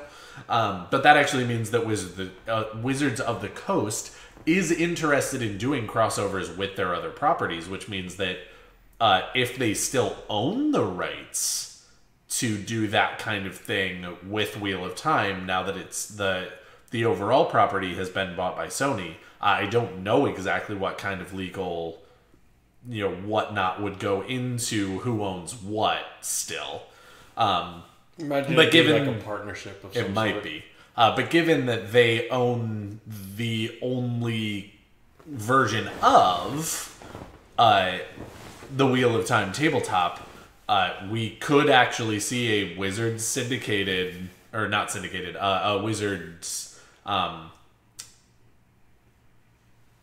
totally blanking on the word, a Wizards supported version of the book that would add, Aes Sedai-esque casters and Trollocs as monsters in the monster manual and whatnot, and that could be really cool. I could be super down with playing at least a campaign or at least a few one-offs with Wheel of Time, classes and monsters and whatnot. Now, the other media that Arcanist gave it as an example is one that I'm not really familiar with. Yep. And the only thing that I can say I found was the unfortunate accidental find of the Wheel of Time brand of fanfic erotica? Yeah. So there are certain strings of searches that you can put into Google when you're doing research for a podcast that yield results that are nowhere near what you're looking for. Don't do it. So exercise caution. Indeed. Parental advisory. Yeah. So I don't know, and of course I'm not surprised that there's like erotica of the Wheel of Time. I mean, Certainly. Rule 34 is a thing. If Right. it exists, there's some form of porn or erotica of it. I would be interested to see. I think fanfic has always been a good thing. Yes. There's some really interesting fanfics that they have done for like Dragon Ball Z. Yes. That incorporates things from the main canon series. Yep. And the atrocity that is GT. That kind of stuff. Which I was actually watching a video on one of those earlier today before you got off of work for us to record. Yeah. Which actually was super interesting. Specifically about GT? Yeah, it's this guy's done it's like a spin-off thing that seems to be focusing on Vegeta at the moment. Huh. Where it talks about, his past coming back to bite him during his struggle of power, and it's the typical kind of the Dragon Ball Z tropes where this new uber strong guy that they stand no chance against shows up, and they somehow last ditch possibly defeat him. It actually didn't get to the point where it showed if the guy is defeated or not, but it does set up for Goku to come in and save the world as he does every time anyway. Don't press the Goku button. You shouldn't have done that. But fanfics are... They are overall a good thing. Yeah. They're just as useful, if not a more detailed variant of fan theories. Yeah. Or podcasting, or anything like that. I mean, because it's a very artistic medium for you to explore. For the people that are like, well, I wonder what could have happened. Right? I mean, we just went into a what if. Yeah. We could literally just write that as a whole story of like Anaiel living in Randland, a number of years after, and deciding whether they actually want to go back to the threefold land or stay with the Aes Sedai or whatever. Yeah. I mean, I guarantee that it'd be easy to find one that follows the life of Randon or Morand. Rand now in Moradin's body. Hopefully, the role that I get to play in 4 years when he's introduced. There you go. And, now that Gawain and Rand have both been cast. Yeah. And... Sorry, we don't know who Gawain is. I'm just assuming that. I was going to say, did I miss something? No.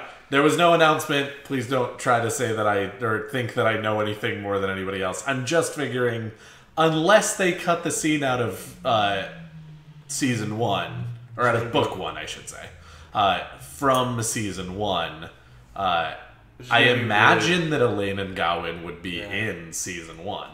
It'd be very weird if they did. I could see them cutting out the meeting with more gays, but not meeting Gawain and Elaine. Yeah, it becomes such a thing later. Anyway, but fanfic. Yeah, but I'm sure there's one that explores his life with his wives afterwards, and having children and the children growing up and those kind of things. And, much in the same way that. Finally we were all thankful that Naruto was coming to an end, because where you might enjoy a series, and I feel the same way about Dragon Ball Z, where I very much enjoy Naruto, very much enjoy Dragon Ball Z, but at a certain point, you need to stop. Yeah. Because, Naruto got to the point where it was just becoming more and more OP, more and more OP. Yeah. And the power scaling, it just gets very And then off. Dragon Ball Z has done the same thing. Yep. And Naruto... I mean, and when you start off with power levels over 9,000. No, but...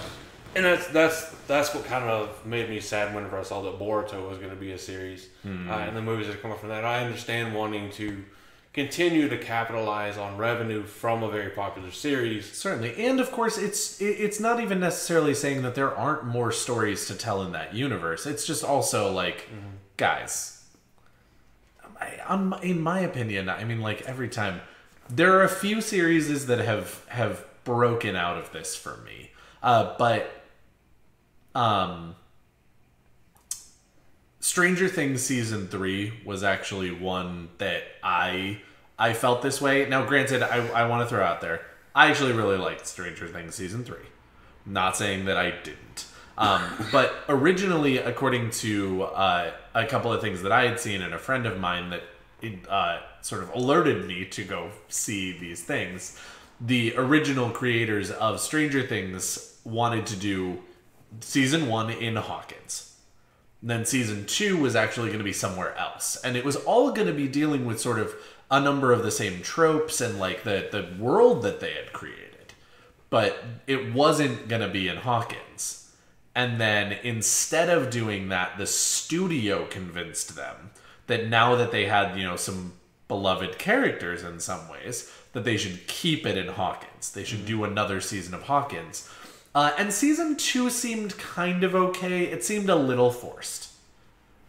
But season 3 felt very forced, that you're just using characters that people like because people like them. It doesn't really add anything to the story. You can absolutely do this with new characters. You can absolutely do this in a different place, in a different time, and it might actually even work better with those people rather than trying to shove these characters into this storyline. And that's the problem with, going ahead and doing spin-offs and whatnot. Sometimes they absolutely work. In fact, if I'm being completely honest, a number of times they actually work. But it does become a little bit of a problem later when you start feeling like either the storyline is forced on the characters just because people like them, or the characters are forced into the storyline just because people like them. It's just like, ugh. That's one of the things. You can use Game of Thrones as an example of beloved characters no longer being a part of the story, and it not hurting viewership or the fandom. I might have stopped watching for a while after Ned Stark lost his head, but ultimately... Wait, Ned dies? Yeah. Spoiler. I've made it through 3 episodes. I don't... He's actually the Night King. He goes... No. What? Whoa! But, I've always felt that... and this stems from way back in the earlier parts of my life, where I would do text-based roleplay on an old website called Gaia Online. Right? Ooh, man. Bringing it back. I did a lot of Naruto ones for it. And it's hilarious to see how you can, and this was long-standing, years, and how elements that we thought of and things we did, we started seeing things that are the exact same or very similar popping up in the Naruto universe. Yeah. With the Boruto series, you got the people that live on the moon or whatever.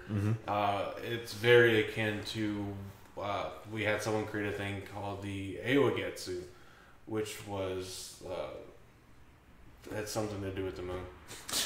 It was like a counterpart to the Akatsuki, where instead of trying to gather all the tailed beasts to put the world in a massive illusion, it was, to gather the tailed beasts to protect them from the world or something like that.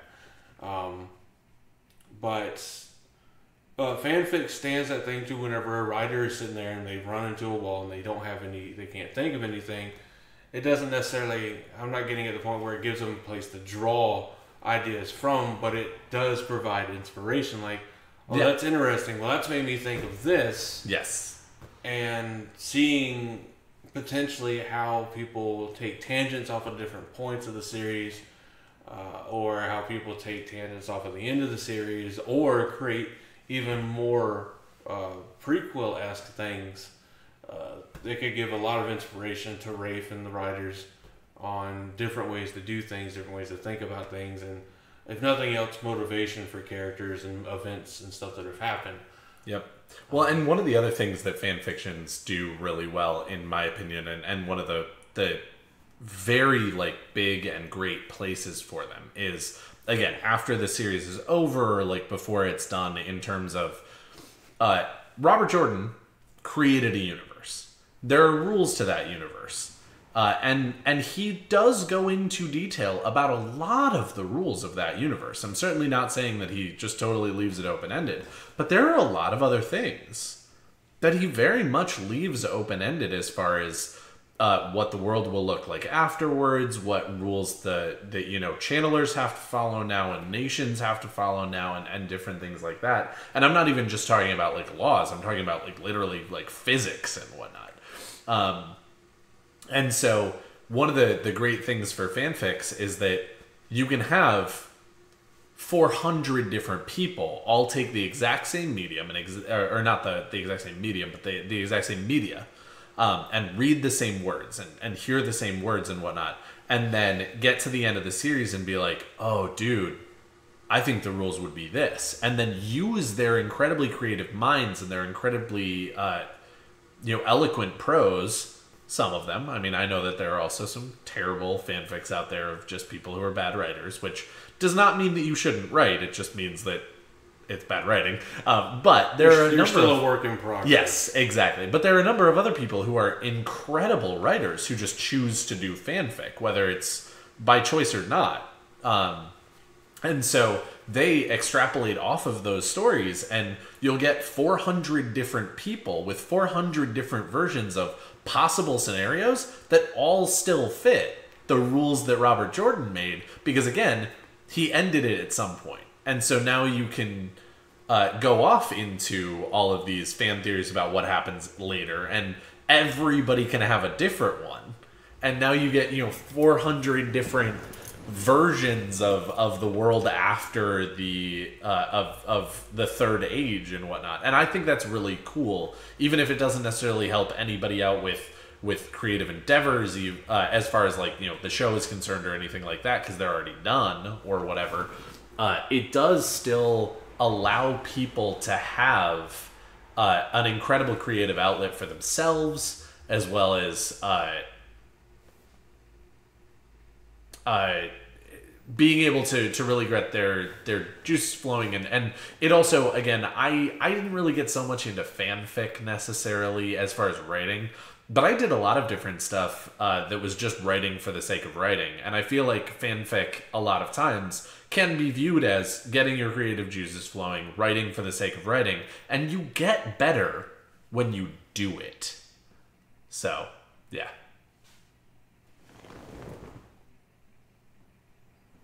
Sorry, I got distracted and thus distracted Daniel. Yes. I had a notification. Well, thankfully, on I was Instagram. done with my thought. Yeah. Got a notification on Instagram that the Wheel of Time _ liked one of my photos, and upon opening the notifications, it's like it looks like it's a new account, and it just saw you, or they just discovered you. And they just went ahead and looked through all of your photos and liked. They're definitely not a new account because they have just over 2,000 followers. Sure. So they might have just discovered your Instagram. Yeah. Which is cool. So shout out to you, the Wheel of Time _ on Instagram by happy accident.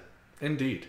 But yeah, so that's Wheel of Time and other mediums. I mean, like, again, we will definitely get way more into Wheel of Time on television later.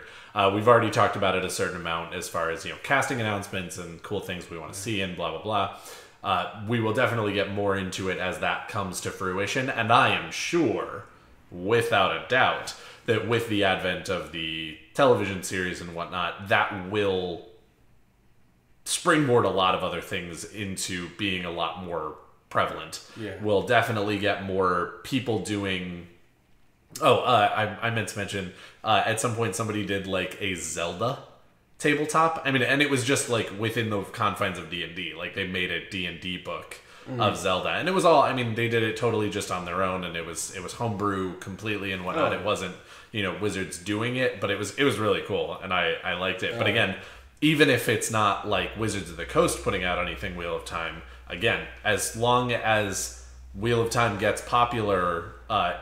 With the television show medium or any movies that come out or anything else, as long as they do a good job, we'll get way more fanfic. We'll get way more art. We'll get way more, merchandise and accessories and whatnot. And we'll definitely get a lot of people who are interested in doing video games and even if it's like, again, homebrew kind of tabletop and stuff, where it'll explode as long as they can make this popular, which again, I am not suggesting that they won't. It's just always a possibility. I think that Rafe and Sarah and everyone who's been cast is going to do a great job. So I definitely think that this is a will happen, not necessarily an if, but at the same time, we do live in a weird world, so it's kind of always going to be an if. Oh, yeah. So, those are the topics that we're probably going to take the longest to talk through. Yep. A while back on Twitter, we asked about themes that people loved and hated in the Wheel of Time. When I say a while back, I'm talking predating Daniel and Josh, and I think even predating Greg and Thorne. Maybe. I'm pretty sure. Yeah, because it was this started whenever Aaron was still on the podcast. Oh, yeah? And this the question we posed on Twitter. Mm-hmm. And we made a list of them, and they have not been forgotten. We're looking at them now. Indeed, yes. As I said, we're pulling stuff from. But not all of them are really things that we could easily, I don't want to say easily, but justifiably do entire episodes on. Certain. And that may not be, that's not entirely the reason they haven't been talked about. It's, correct. We can now easily answer some of these that don't take, an hour to answer now. So even though we have already been talking for an hour and a half, which is great. I'm not saying that that's a bad thing. It's just... I mean, the last episode was like 2 hours long, so... Jesus. It is an anniversary episode, Right? It's our birthday and our party, and we'll cry if we want to. Actually, this is y'all's birthday, y'all's party. You the fans, the listeners, yes, the viewers, whatever have you. We would not be a year old without you. Oh, yeah. So, to tell you how old this one is, from a Legendarium podcast on Twitter, it was whenever their Twitter name was still Watcher in the Water, with Watcher being WOTCHER. I get it. And when this came out, they responded that they loved the concept of death is lighter than a feather, duty heavier than a mountain. Dude, Duder heavier than a mountain. Duder heavier than a... Hey, Matt, you go get that badger off the green. I mean, this is going to be one of those phrases that... it's going to catch on. Oh, yeah. It's definitely going to catch on. It has already. There's so many people that have tattoos of it already. They have artwork of it. And it's one of the best sayings in the entire thing. I mean, pick any movie that has, like, famous quotes. Like, a character always says this thing that's philosophical. And this is going to be something that, Land... Dude, the three sayings that are just going to go absolutely nuts are this one, without a doubt. Mm-hmm. The wheel weaves as the wheel wills. Mm-hmm. Just everywhere. And then, of course, the much longer, but but more intense, partially because it's longer. It's so intense. The message I want sent is this. My husband rides for Tarman-guided. Will he ride alone? Yeah. Just those three are going to be... I think there's another one to add in there. Incredibly popular. Tovia Sagin. It's time to roll the dice. No, it's true. Yeah. Though I do think that one actually... I will throw out there that one actually probably will not be quite as popular. Time to throw the dice, I think will. But given that it's in the old tongue, I know that actual, definitely true fans will absolutely recognize it. I mean, Andrew's got a tattoo. We know who you are. And I think that you know are what I'm about. Right. You are appreciated and whatnot, but it's definitely kind of like Elvish or Klingon in terms of the fact that given that it's a language that nobody really is going to know fluently or anything, I think or Matt at least says it in plain tongue plenty of times. Exactly. No. And so I think that it's got a little bit of a detriment given that he does say it in common. But then he also says it a lot in the old tongue. And so, depending on how they do it in the show, I don't know if that one will necessarily catch on quite as much. But I agree. It's a great saying. It should catch on. Yeah. But I mean, ultimately it's a phrase. It just means it's easier. It's really easy to just die. It's really hard to do what you have to do your responsibilities, your duty. Substitute, death with anything. Doing nothing is lighter than a feather. Yeah. Looking the other way is lighter than a feather. Right. Those kind of things. it's easier to just roll over and ignore it or avoid it or whatever than to deal with the situation. And I think our society, and again, I'm not saying that it's terrible by any stretch of the imagination. Life does actually get better on average every day. But at the same time, our society could actually do with a little bit more people who are willing to go ahead and pick up a mountain rather than drop a feather. So guys, get out there and pick up those mountains. Yeah. If you don't have Mount Everest on your back, get it on there. Maybe not quite that much, but like, yeah, a good sized mountain. Well, I still prefer Goku's version or the parody version. When you fall down off that horse, you got to get right back up and eat that horse. Wait, what? Another quote, I think it comes from Land, is the true dark friends are rare, but cowards are everywhere. Yes. I believe that actually is Land as well. And again, I think it's another phrase. It's still pretty self-explanatory that finding people that are truly, fully evil, that are 100% wholly vested in the evil side of things, is rarer than you're led to believe. However, with fear as a predominant, if not main tactic by the shadow, you're going to have people that are too afraid to stand up. And it goes back to the duty heavier than a mountain thing, that it's a lot easier to give in fear, to do what someone threatens you into doing, scares you into doing, than to resist and say, no, that's wrong, I'm not going to do it. And we see it far often in the series. Yes, and I mean, like, even beyond that as well, it's easier to follow orders than it is to come up with your own plan. Yeah. As well as, I mean, how many people in today's day and age just hedge their bets? Yeah. Because, I mean, if the creator wins, then it doesn't really... I mean, there's the other quote that no one is so far gone to the darkness that they can't be brought back to the light. So, on one hand, I mean, if you're a mild dark friend and you just do some bad things for the shadow every once in a while, if the shadow wins, you get points. If the light wins, you don't lose points because you can always be brought back, right? Oh, yeah. So no, he's got a great point that there are so many people who are just willing to do some bad things because they're scared, because they want points, because, you know, whatever, rather than people who are actually like full on committed. Yeah. Then for their hate, the part that they hated, and I agree, I hate this too, is that strong women are mean women. Yes. And I don't think there's anybody that runs a risk of really believing that. True. Not any truly civilized person in modern society would. It's debatable on if that was actually really believed in the series. I don't think it was truly believed. I think it was meant more of like a very shitty joke. Yes. Because I believe it's set around a context where Nynaeve is present. Yes. Where she's done something. And through the first part of the series, she's more regarded as bossy and mean, but acknowledged as strong. Yes. So it's that fallacy of there appearing to be a correlation, but there's really not. Yeah, really. Elaine is incredibly kind, but she's also incredibly strong. Yes. Egwene is... Egwene. She's very strong. She's very strong. She is. No, and it's interesting because I definitely think that really what Robert Jordan was going for as far as a theme was strong women are the women who are willing to step in and get their hands dirty. And not, you know, get their hands dirty in the way of like committing crimes or like, you know, killing people, which is sometimes the way that you see it, but just actually getting down in the mud and getting to work.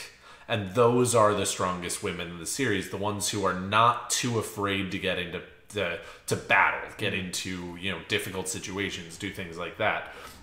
But I do think it's fun that he also includes that. I mean, like, I don't necessarily love the line as an actual, like, point, but I do kind of love that he adds it because again, it's said more as a jab. Yeah, I mean, it's something you could definitely see if you're sitting around with the boys and your wife like nags you or your girlfriend nags you or vice versa, however you want to take it. You're just like, man, she's really strong, but she's so mean, right? But I mean, when we get to see so much of in the heads of the characters. Yes, that Nynaeve is far from mean. She is. Really, I mean, if you need to look no further than her testing of to be an accepted, right? And it just absolutely destroys her to leave the two rivers. Yes, and you see the same with Egwene, because I think wasn't it her final test where she actually has a family with Rand. In her final vision, she has like a child with Rand or something's going on with Rand. And she's begging her not to leave. Exactly. And she has and to. And Rand is standing there and he's begging and he's like literally looking at the child and being like, Egwene, don't go. And she's like, I have to. Yeah. But I mean, none of them are actually mean. Yeah. I mean, but of course, Egwene and Elaine testing is far after Nynaeve. Yes. And she meets them back in the Nova's quarters and doesn't say anything. And they're Elaine and Egwene are both just lose it. Yeah. And Nynaeve's like, I remember. I've been there. Cry.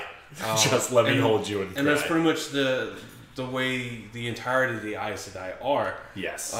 When Nynaeve comes out, when they all come out of their testing and they're teary-eyed or crying, they do push them into the next test. They do whatever. But every single time, and I do actually...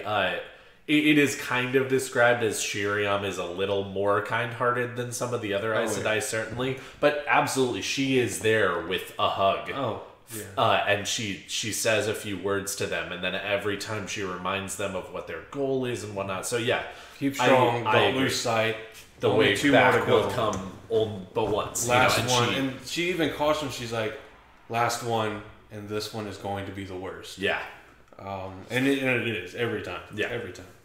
And again, so I do appreciate that as a theme, and I actually think that Robert Jordan, with a couple of exceptions, not of full characters, but of moments for characters, did a really good job of really showing the difference between strong women and mean women. Because there are both in the series. Yeah. And the ones who are strong are not necessarily mean, even though they can come across that way in certain contexts. I mean, if anything, a lot of the time, I think they're more scared than anything else. Right? Because I think that Matt would probably describe all of the women in the Wheel of Time as mean. But of course, we know better because we actually see their inside. Well, he has a very unique interaction. And he has a very How many women have tried to kill him? Right? But, Yeah. The next one is from the Drunken Ogier, who is at the Drunken Ogier, unless they've managed to change their handle. I don't think you can change your handle, but you can change your name. I don't know, actually. I don't remember. I think they might have actually... They might have changed it. Anyway. But loved that no one ever seemed to have to take a crap. That's like one of those typical things. Like, it's funny in every fantasy that no one ever has to go and use the restroom or relieve themselves or whatever. Yes. Of course, the Wheel of Time does take a little bit further step than a lot of other fantasy does and talk about the streets being filled with the scent of empty chamber pots. For that example, kind of stuff. So it's definitely acknowledged as a reality. Yes. I think there's parts where they talk about... I know that Robert Jordan either read or was aware that everyone poops. But, yes. But yeah, it's definitely a thing that, again... Or as Family Guy will teach you, the less popular Catholic version of no one poops but you and you're a naughty child. It's a joke from Family Guy, not anything about Catholics. Yes. But it is always funny to get that. And of course, in the Wheel of Time, it's actually kind of funny because the other thing that's very rarely described in books or shows or anything like that is people sleeping. Yeah. And Wheel of Time, you see people sleeping all the time. Oh, yeah. Because there is this world of dreams where they must be asleep, or at least many people must be asleep to actually gain access. And so it's kind of funny that still nobody ever has to poop. But another one also is bathing. True. It's always kind of hinted at, and you might see like I think that one one's scene. less though, because It's- showering is something that's not shied away from necessarily so much, especially when like something awful is I'm happening. thinking more or like if they're- medieval type fantasy. But yes, no, if that's you watch, I don't know Yes. about reading High Lord of the Rings, fantasy but kind if of you stuff. watch Lord of the Rings, how often are they taking a bath? pretty much never. Yeah, exactly. But in the books, and I doubt. Well, no, there's probably going to be scenes where they're bathing in here, but there's many some very scenes where they're important talking things, about God, I need a bath, or they're in the bath, or whatever the case is. Yep. I mean, one of the biggest ones that I remember is Avienda and Elaine in the baths right after she comes back to Camelin from somewhere, and then the Athan Mier show up like while she's bathing, and she's like, "Motherfucker!" Yeah, and then goes and deals with it, and then goes right back to the bath. It's great. yeah. So there's a lot of really hilarious scenes. Like one of the funny ones is First time Avienda walks in on Rand. that's not the one I was thinking of. That was funny too. Is where Rand is pushed into the bath. It's after he's being all emo again. Yep. He hasn't bathed in days. Yep. And he finally gets motivated to get up because Min is now there. Yeah. And he gets in the bath, and all of the Fardar Smai are hanging around, and Min's there and everything. And they're all sitting there staring because they know how shy he is. But at this point, he's steeled himself. I don't want to say hardened himself. Yeah. To the point where he's just like, I'll just get out. Oh, Cat Swain, I think. The one I'm thinking about, Cat Swain, was there as well. Yeah. But yeah, it's hygiene in all forms is typically glossed over because I mean, think you don't necessarily want, unless there is somehow something very important about it, which I don't know of hardly any series that make a point to make those important. Yeah. It just doesn't really add anything. To the story. I don't think we it's so all much know of it being, everyone poops. We all know everyone. I don't think it's so much of the making it important as it is as serving as another link of something we're familiar with day to day. Exactly. That potentially makes you more empathetic. I mean, the only thing that I can really think of that they don't really seem to talk about is that time of the month for the female characters. Which they actually do. Oh, they actually talk about it one time, and I don't remember exactly what it is, but they talk about the fact that Elaine and Egwene and Elaine and Nynaeve and Avienda? No, Elaine, Nynaeve, and Birgitta all have had their like periods sync, and you're like, how did this get added? Like, it's a sounds like one-off a Matt mention. conversation. What? It wasn't. It's actually like Elaine who thinks about it or something. Oh, okay. And it's just her brain. Like you're just seeing in her narration, and she like says something about it. And you're like, I can what see the that. fuck? And it's great. I love that it got added, even though after I read it, I was like, who in their right mind would put this in here? Progressive, man. Robert Jordan, Right? progressive. The thing that the drunken Ogier hated was pages and pages describing stupid dresses that he would never fit in, or that they would never fit in. Yeah. I didn't have that much, but I didn't mind it that much. Yeah, I mean, there is an incredibly extensive amount of verbiage given to the descriptions of clothing. There is. And it can be a little bit monotonous at times, but whenever the times I actually really appreciate it are when they go to different cities, different areas, and it gives you a different sense of the culture. Yes. Like when you see in Abu Dar with the marriage knives. Yes. And things like that. And the boot when windows. you see in Tyr with the oiled beards. Yep. Just it really helps create that feeling that you're in an entirely different, distinct culture, and it doesn't feel so much of a everywhere you go, the culture is pretty much the same, and it accomplishes that without relying on it being different, like species or Correct. or as video games would put it, races. Yeah. No, and it's also interesting in that way because I think it also does an interesting thing, which is talks about how encouraged and important Nynaeve and Elaine, especially because they're probably the ones who go through the most of them, but how much Elaine and Nynaeve, as they're running around the world, need to change their outfits and whatnot to fit into whatever culture is there. Because again, since it's not one size fits all, they literally have to change their whole wardrobes. And it's a pain for a while. Every time they go anywhere. And it's a pain for a while It's because such a pain. all the way through where they're in the circus with Val and Luca forever. Nynaeve is so stressed about the coin they're spending on dresses. And that's why for them it's such a creator-sent moment when they learn about the Mask of Mirrors from Mogideon. And then they start using that. So as long as you don't twirl your dress too fast, or you let Elaine sober up before she puts the Mask of Mirrors on you, you're fine. I do love how they describe it as a fixed illusion that works almost like a hologram. That if you stick something out of the illusion, or if somebody puts a hand to you, they put their hand through the illusion and can now feel you. Yeah. But it's very, very interesting. I see one from Cirilla that we're going to come back to. Okay. That could take a second. No worries. But the one that has caught my eye is ones that I'm going to blatantly say the guy's wrong. But not to put anybody down, or not wrong, but it's very blatant answers rather to it. Sure. Is from Chris, which is at Infidel, which I'm not going to spell out just in case anybody has any issues. Sure. Wants to say the first one that they said they loved is the thought that all of time and history might actually be literally secular. Spoiler warning: it is. Yeah, it all is. In the Wheel of Time, it's all secular. I mean, there's going to be variations. You're not going to have the exact same people do the exact same thing all the time. But the broad themes of what happens throughout history, the periods of prosperity, there's going to be a new age of legends after this age of legends has been forgotten. Yep. It is secular. I mean, it's the nature of cyclical. Yeah. Oh, they actually wrote circular. Circular. Yeah. Circular or cyclical. Yeah. But yeah. Either way. But no, I mean, it's pretty much proven. Yeah.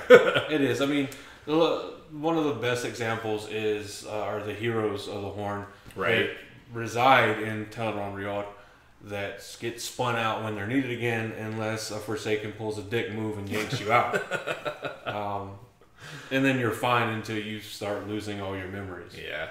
Which, again, I mean, it is also suggested. We don't see anybody else to have that happen to, but Brigida pretty clearly makes herself a hero again during her Brigida wrenched lifetime. So and you can make 99.9% sure the wheel's like, yeah, we're just gonna pick you back up again once you're dead. I mean, there's nothing to really. All she really talks about is how, as far as she can remember, and of course, with her being freshly out of Teleron Riad when she's talking about this, it would be all of history from her first whatever. That no one has ever been ripped from the wheel. Sure. Ripped back into a state of being without being spun back out, like born again and everything. Yep. But I would make the argument that that's not going to affect your soul's tie to the wheel. That perhaps. Yeah. That either that or it'll get tied back on. Yeah. If you and that's the thing, yourself, like the soul is still going to be the same soul. Yep. That was worthy of being spun out by certain deeds. It's almost like a predestination kind of thing, by nature of just who the person is. Yep.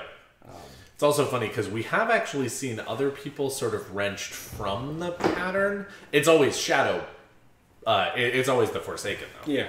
And I know that is something completely different. I'm not actually trying to necessarily like directly compare them, but it is. We actually see souls get ripped from the wheel in some ways by Shai-Tan a few times in the series because he grabs Ishamael, Balthamel, Agenor, a number of different Lanfear. Yeah, so all of them just get reborn. Yeah. And again, it's a different method, but it is still a similar kind of thing. Yeah. So the thing that Chris hated is sex is an absolute, essentially binary. It's not. It's not. It's not. Now the predominant. I don't know. I shouldn't actually say that. I don't think that we have enough information. I'm going to say it's not. especially with like things like I don't think it was newsprint. intended that way. Yeah. That's actually what I would say. I mean, is now, that the Robert majority Jordan, of I what think, you was see- progressive enough to imagine that in his world, sex wasn't necessarily binary, but in his characters at the time that he was writing, I think that he just kind of kept them binary because it was the way in which writing was happening. I mean, he even was progressive enough to make sexuality not binary. Yeah. Though I can't think of a character in the books that doesn't seem fairly binary as far as their actual sex. But again, I also don't think that there are any characters that are described as, or not any characters, but I don't think that all of the characters are described in so much detail that they couldn't be non-binary. I think that's really what the Oh, you're talking about gender. Yeah, correct. Oh, okay. I was talking about like just literal sex. Yeah, which is clearly Which is non-binary in the Yeah. there are plenty of not plenty. It's not a majority or anything, but there are definitely a number of examples of people with pillow friends and such. That's the way I look at it, because sex and gender are two very different terms. Correct. In terms of what you're addressing. So, from the main characters we see, yes, the majority of the main characters, well, all the main characters essentially are heterosexual. Yeah. But there is plenty of, we know for a fact that there are same-sex relationships. Yes. Both male and female. Yes. It's more than hinted at throughout the entire series. Right? And I mean, like, also... And then you got to look at the more menage a trois type relationships that the IL have. Yeah, I was going to say. Where you which have multiple doesn't wives. necessarily need to be sexual, but I Yeah. imagine that, again, given that that the women and the men, presumably, are actually, like, made-first sisters and made-first brothers and whatnot, and Elaine and Avienda have such a close relationship and whatnot, even if we don't ever actually see Elaine and Avienda necessarily share Rand sexually, you have to imagine that somewhere along the line, in Aiel marriages that are the same way, there's got to be at least a few. Especially in a world where, again, Robert Jordan includes those. So it's certainly not like... If there was no examples of them, I might be like, okay, well, maybe there really isn't. But since there is, there's gotta be some first sisters who absolutely are in the bedroom together. Yeah. And want it to be that way. Not even just doing it, for their husband or whatever. They want that. Yeah. Yeah. And I mean, that's the way I look at it, is that it's like a character by character thing. It's what does the character want? What does that person want? Not so much of... There are series where things are written in ways where characters, that's just not a thought they ever have. Yes. But in this series, there's such an expanse of cultures that, to me, it's abundantly clear that Robert Jordan is writing characters with the full intention of them being portrayed and shown to have free will. Yes. As they would if they were real people. Correct. And I definitely get that very heavy impression that there is a lot of free will within the universe, the world that Robert Jordan creates. And I mean, like, again, just look at the freeness of some cultures. I mean, like, again, in the bedroom, the Aiel are very sort of free. The Athan Mier, they don't really necessarily talk about... No, they do, because Nynaeve and Lan get married on an Athan Mier ship. And so they talk a little bit about the Athan Mier customs of, whoever's in charge outside the bedroom is submissive in the bedroom and whatnot. And of course, on the decks of ships and whatnot, they're very free and open with nakedness. Yeah. And so all of this suggests that there are plenty of cultures that are incredibly strict and modest about all of this different stuff, and maybe they would shy away from same-sex relationships or same-sex, bedroom partners or whatever, but there are also plenty of them that are described as being incredibly free, and even in the books you see examples of times where they're just like, oh yeah, sex is not a problem and such. So definitely I would disagree with that one. Yeah. Let's see. Next is from Michael Anderson at Michael Anderson TV on Twitter. Talking about the three Ta'veren and their willingness or unwillingness to embrace their special powers early on. He feels that he would dive headfirst into this situation. And for me, that's to me, it's the same criticism I have for people, like the people that will say Robert Jordan is not progressive at all. He doesn't include this, doesn't include that. And I made the argument back, well, you have to look at what's in the books from the culture and time span in which they're written to determine how progressive they are or not. True. It's a logical fallacy to apply current thoughts on what is and isn't progressive to something that was not written currently. Yes. Well, one of the things that I always go back to is, let me be very clear, I am not trying to say that he was a good person or anything, but Christopher Columbus, he was born absolutely into a world where slavery was a thing.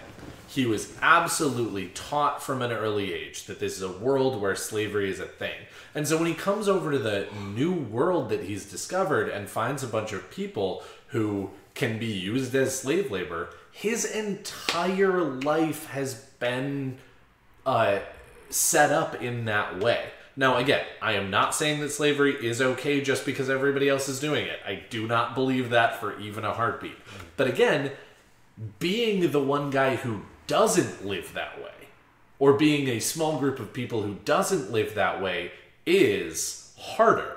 And so I'm not saying that he was a good person, that you should necessarily celebrate him as much as we have in certain situations and things like that, but to also tear like guys like Christopher Columbus or other people who lived in other times where other rules were the way that things worked and say, oh, well, they should have done better. I agree with you. They should have done better. But the fact that they didn't is not as much of a huge spot on their record, if you will, as you're making it, because no one was doing that. I mean, sometimes things are literally just not thoughts in that time. Yeah. I mean, take every, not every, but the vast majority of nobility that ruled England. Right. Everything. For the longest, you were king because, well, the Pope's fine with it, and I have a divine right to rule. Yep. So that's why I'm king. And if I have the divine right, that's going to pass on to my son and to his son. And we're just going to rule because, well, God deems it so. Yep. And at a point, it no longer worked for a large group of people. They got tired of being persecuted. Yep. So they landed on Plymouth Rock. Created a similar but different society, still under the king, but far enough away where it didn't matter for the most part, until the point where it did. Yep. And resisted, changed, and created the starts of the government we have today. Correct. And of course, that even then led to those countries even going away from their monarchies, even though they were literally underneath them. I mean, it's like the same argument that people will make about, and I'm not saying for or against it, but argument on the Second Amendment about gun control, saying that, well, the Founding Fathers could have never imagined semi-automatic weapons. It was just not a thought that they would have had during the time because it's not something that for them was realistically feasible. Correct. They might have daydreamed about, like, man, it'd be so much easier if I didn't have to do all this to reload. Certainly.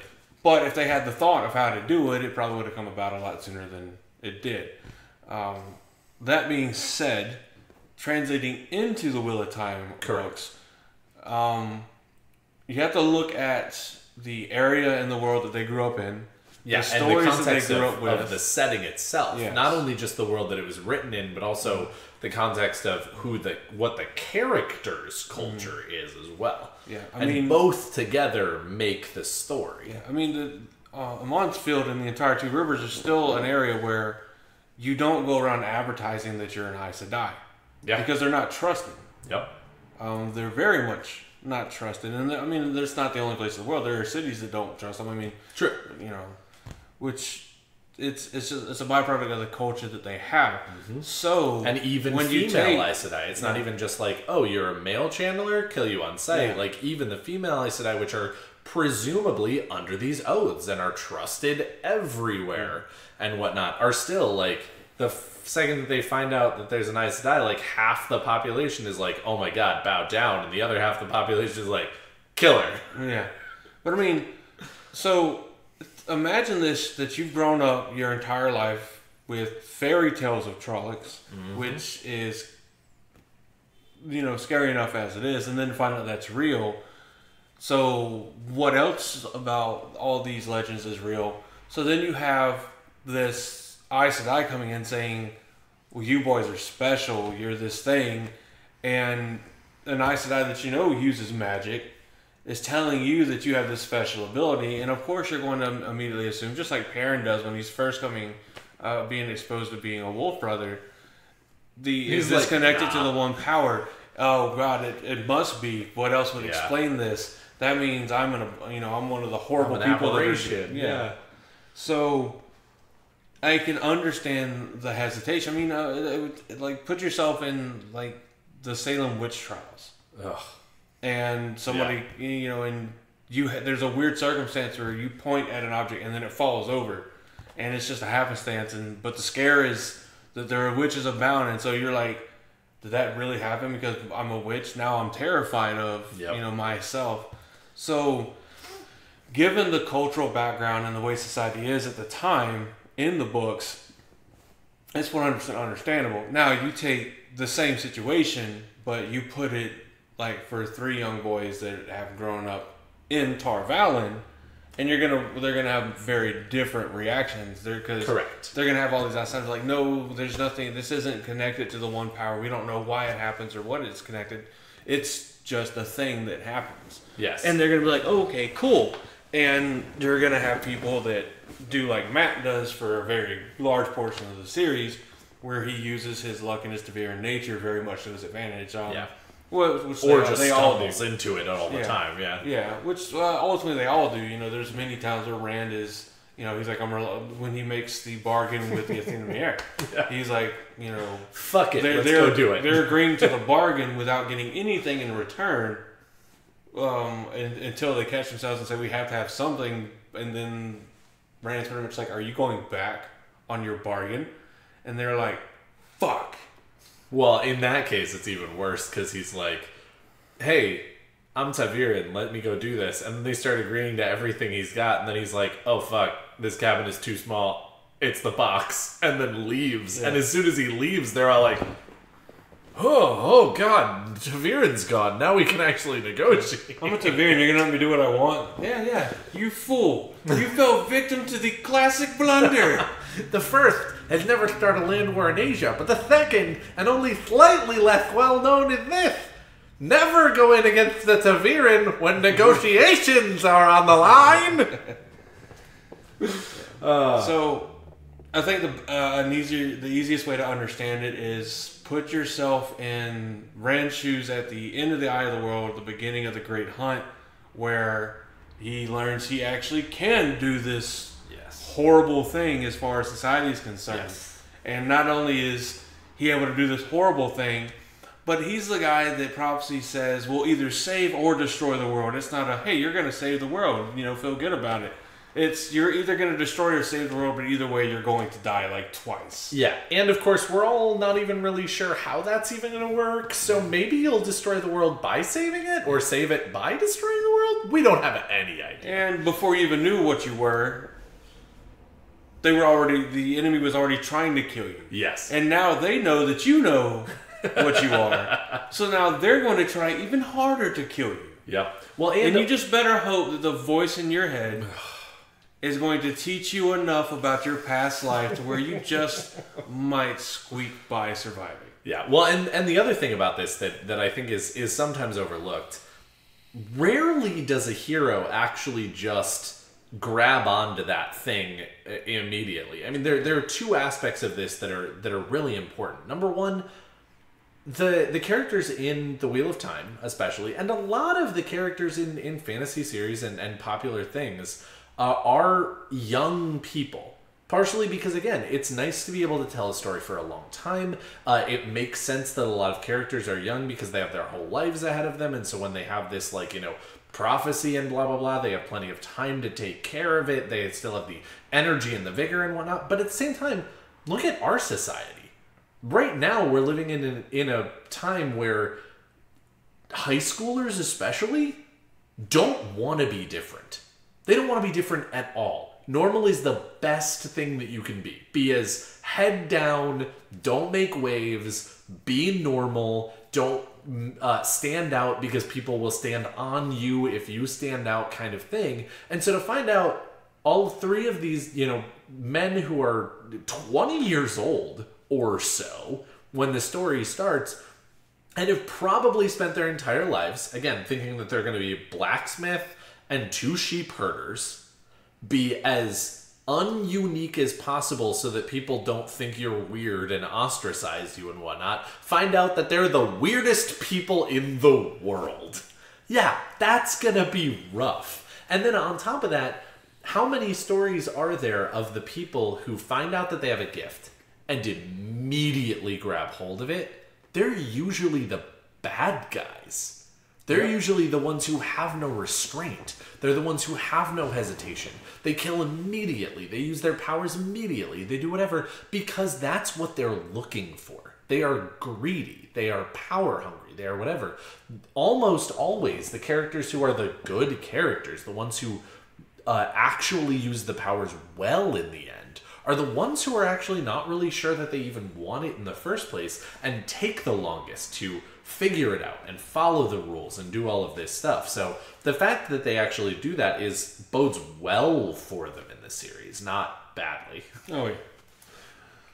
All right, so the next one is from Graph Fuller at coffee_graph. Well, I don't know if it's a missed opportunity, but it would have been really cool if it was calf_graph. But Fail irritated him the first few times because he forgot her age. Once remembered that she was less irritating. Made the statement that in general we forget how young characters are and place our mature behavior on them. Which goes back to the other one. Yeah. It's like ageism, yeah. And a lot of it is putting it's really hard to remember that because the characters are generally of close ages but varying ages. Yes. And we know in modern society that there frequently are vast differences between someone that is like 15, 16 and somebody that is even 18, 19 years old. And especially when you're younger, the differences are way more glaring. 16 and 17 might be a little, might be somewhat similar, but 14 and 16, there's a pretty big difference there. 18 and 14, there's a huge difference there. And so we are talking about just young people making young people mistakes in a world they're just discovering with powers no one taught them how to use. Well, see, and then you have to balance the giving someone the excuse for their behavior because, well, they're just a kid. Indeed. And it's an understanding, not an excuse. I mean, like we see, like there's certain characters that we see grow so much. Like Elaine grows a lot. Yes. Egwene grows so much. Obviously, Rand and Perrin grow like crazy. Matt less takes a lot longer, but he does grow. I mean, he kind of has to die and then later on become a captive and find his own prophecy coming true. Yeah. With the Daughter of the Nine Moons, and that, to me, it's when Tuon comes in is when Matt really grows up. No, that's true. Yeah. He has somehow still managed to retain a hell of a lot of childishness. Even with, these other men's memories and leading armies and whatnot, he really still just wants to go play. Well, being surrounded by the military allows his own military. Yes. Allows this kind of, I can act how I want, I can still indulge in what I want to indulge because a lot of the soldiers are doing the same thing. Yep. You know, do I And want to maybe go they're out? not doing all of them, but there are enough of them that are doing whatever I want at any given time that I can always find it. And that's conducive to keeping, you know, it takes a little bit longer to grow Yeah, up. it keeps a little bit of that immaturity. But yeah, it does help deal with a lot of the brattiness of different characters, male and female, when you keep in mind of their age. And it works the opposite way too. Yes. Of how stubborn some other characters are. And it's like, well... And Cadswain's been alive for like 300 years. Yeah.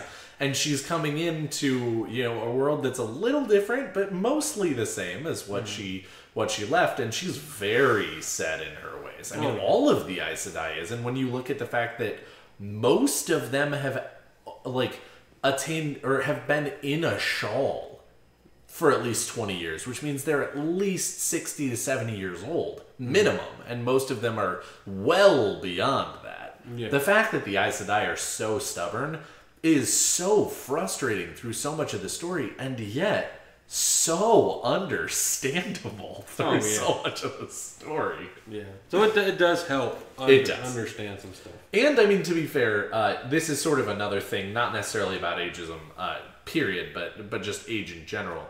It is also kind of nice that, yes, I do actually really appreciate stories where the whole point of the story and what's going on is that everybody in the story is actually doing their best to act optimally, and there are still problems that they have to overcome. But at the same time, one of the easiest, most believable, and appreciated ways of going ahead and describing people making mistakes is inexperience. Oh, yeah. And so, in so many stories where the protagonist is young and doing whatever, they haven't seen the world, or at least they haven't seen, you know, certain situations, and they just get into a lot of situations they're not ready for.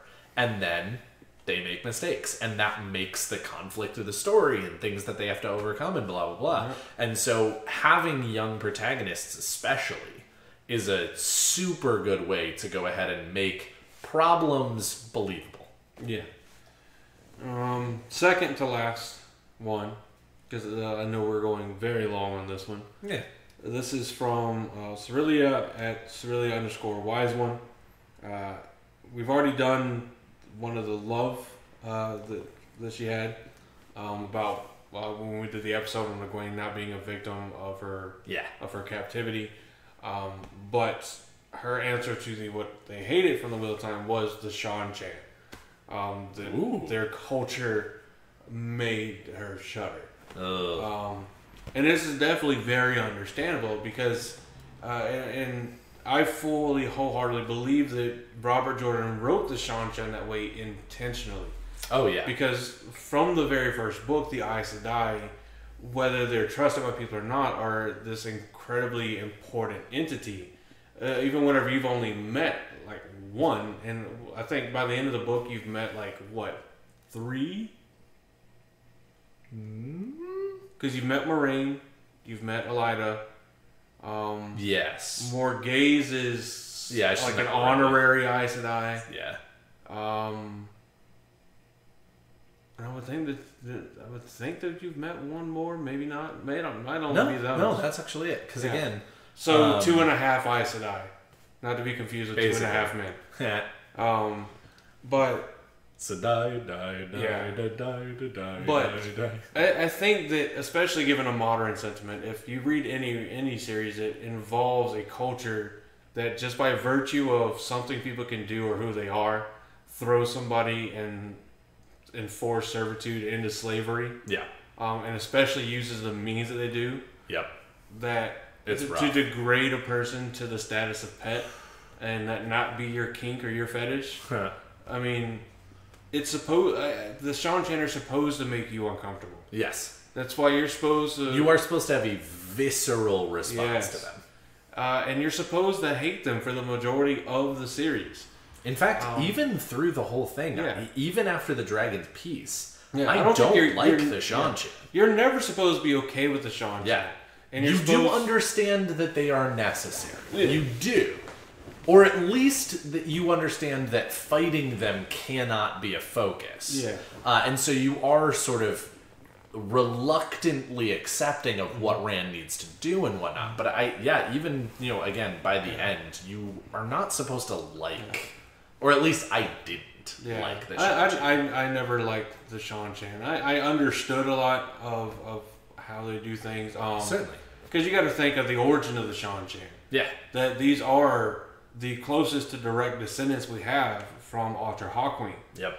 That this is the remnants of it is a 30,000. remnant. Was it a 30,000 or 300,000 strong army? I don't remember. It's 30 or I know it starts with a Yes. 3 and there's a comma in there and a couple zeros.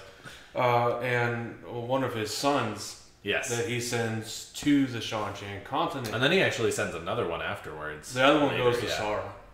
He sends his daughter to Sara with the same size army, and that one is obliterated and never heard from. Correct. It is obliterated, confirmed. But the one that he sends his son with is just never heard from again. And so you have a son that's been brought up by this incredibly successful ruler of a father, and one of his keystone arguments, very militaristic. One of his keystone arguments is, you see the people that can use the magic, they're witches. They need to be burned at the stake. Never trust them. They cannot be trusted to go on their own. Yep. And again, it's just ignorant. Right? Yeah, it's not just ignorance, because again, there are definitely Aes Sedai who are bad.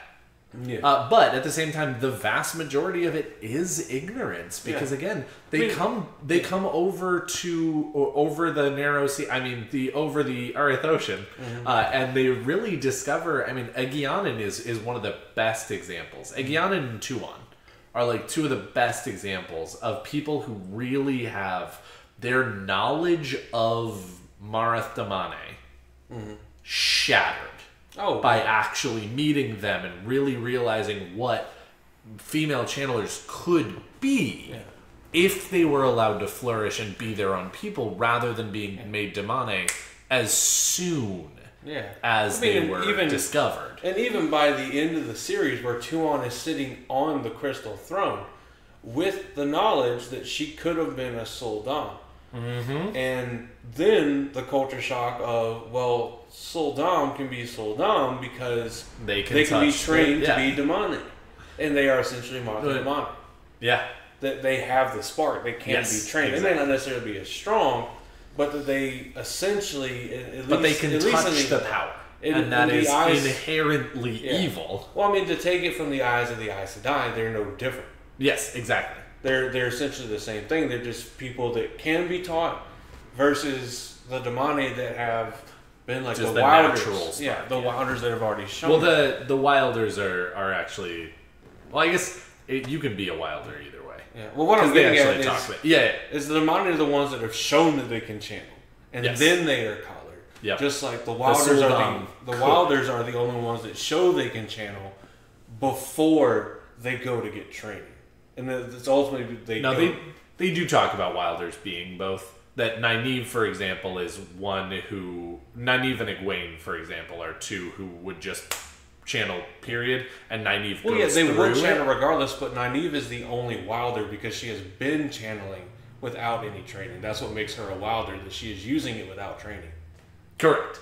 And so you can't actually be a Wilder with just the spark. With just the spark. Yeah. Until it manifests in a way where you use it.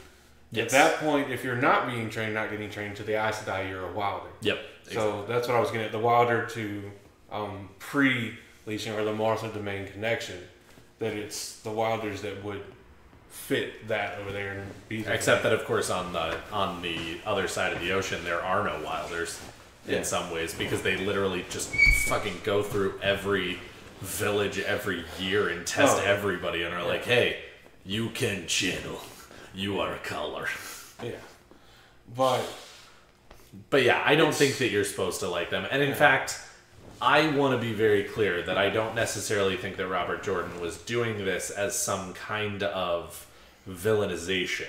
And I certainly would not agree with anyone who actually would say that and whatnot. But I think that he actually got a number of inspirations for the Shan-Chan from either horrible stereotypes that he was hearing or being told, or things that he saw and whatnot in war.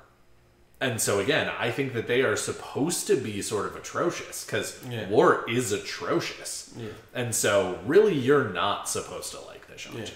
But in now the end, you can understand them, but you're not supposed to like them. But in the end, I think that there's an argument to be made for taking Solstice into the world after Tarmagaiden, because the Shanchen are now fully involved with the world, with trade, and it's unavoidable that the culture is going to change. It's going to experience a change.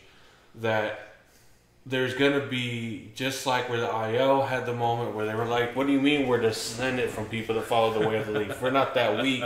And it shattered their culture. Yes. You're going to have the same thing with the Shanchen. Yeah. And I think it'll be a lot softer, but so many it's of going them to be a lot will softer. Realize. But you're still going to have to struggle because just like you had the IL that broke their spears or threw them down and ran off, you're going to have Soldam that are like, what do you mean I can channel? I need to be collared, and they're going to beg to be collared because that's the culture they grew up in. And other Soldam who are going to be like, wait, I can channel? No, I can't channel. Get that collar off of me. Yeah. And you're ultimately going to have this argument of, well, if all of us can channel, then we shouldn't be doing this because, take a very high-ranking Soldam that suddenly she can channel, and after that happens time and time again, and then you look at your ruler, who can technically be taught to channel, it's gonna it really the culture's just forced ruins at least that aspect of the culture. And there are other things that I don't like about the Shan-Chan. But again, those are also things that are either just things that you don't agree with in a culture that will never change, and that's kind of okay, or things that will change when people see another way. Yeah, I mean, I've always been of the opinion that hating or disliking a group of people because of their culture is just as detestable as whatever you feel about their culture is within reason. Yes. I mean, having an issue with a culture that still endorses and engages in slavery, but if their culture is they just think differently than you, but what they're doing isn't actually hurting anybody, it's just a different way of living. Exactly. No, and there really is a whole spectrum of that with the Shan-Chan, because they're obviously the buying people. I mean, they still do that with people who aren't even Marathimane. Mm-hmm. And it's a little unclear exactly how people get made that way, like exactly what causes them to become property and therefore buyable. Yeah. But at the same time, since it's somewhat unclear, if that's a voluntary thing that you can just sell yourself into slavery in some ways, then that's not actually wrong. It's called a job. Right, kind of. I mean, it's a little intense, but again, that is in a lot of ways you are making that choice. Yeah. Well, that kind of was a joke. I know, but at the same time. Yeah. But yeah. So the last thing, and I think it's a great thing to finish this up here after this very, very long episode. You're welcome, anyone who has an incredibly long commute. Oh, yeah. And wasn't behind, but needed a new long episode to listen to. Right. Josh, looking at you. And again, it's so many good suggestions have come from so many people. Yes, and please keep them coming, because again, I mean, we just got a very long, great episode out of it, and so we love to hear from you guys, and of course hear these suggestions and whatnot. There are still ones that they're still on the radar.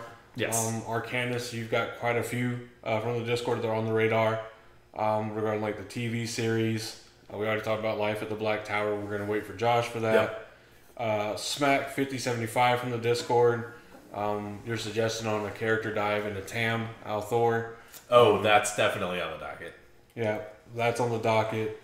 Andral Genold, which you guys have already heard from the start, and you're going to be able to hear the entire song at the very end of the podcast. Suggesting like doing something on relationships, or agreeing with someone else suggesting doing stuff on relationships. That was neat. Yeah. To like JD the Wanderer's suggestions about like Christmas type things. Yep. And Arcanus chiming in and agreeing with that, like talking about like Secret Santa inside the Wheel of Time. Yep. So we definitely have a lot of these that we did not cover that we will absolutely do when either the timing is right or we have more the right people or whatever. But thank you again to all of those of you who have inputted different suggestions and whatnot for us. We definitely still have plenty of subjects that we want to cover and will cover, but it's always really nice to be able to talk about things that you want us to talk about and think about things that we haven't thought about. So we're going to finish this off with another suggestion that is, and you know who you are. I've already said your name like 1,000 times, Arcanus. A State of the Tower. What we've accomplished, milestones that we feel are important to us, and things we hope to see in the future. Yes. As most of you guys know, or at least those of you that have been around for a while and listened to the first couple episodes, this started just off of a tweet about, does anybody, I think the tweet was like, does anybody have any ideas on a Wheel of Time podcast? I'd like to do one. And Aaron responding without the intention of really being on the podcast, and me responding with, when do we start? And him saying, screw it, let's start. So good on you, Aaron. Yeah. We do still have you here in spirit, and you are still Black Tower to us. Oh, yeah. So, first episode aired October 18th of 2018. On the heels of the TV show development being announced. Yep. Rafe was already announced as a showrunner by that point. Amazon Studios and Sony Pictures being partnered for it. That was, I think, pretty much the majority of the news at the time, because they were starting to get the writers' room together. It wasn't too long after that Sarah came in and we started seeing the posts from the Wheel of Time writers' room and that kind of stuff. Yep, and actually just before that, because as most people on Twitter of Time might remember, somewhat, or I don't remember who it was. She or he. I feel very bad. There was a Twitter user who actually used the hashtag Twitter of Time exactly 1 year ago last Friday.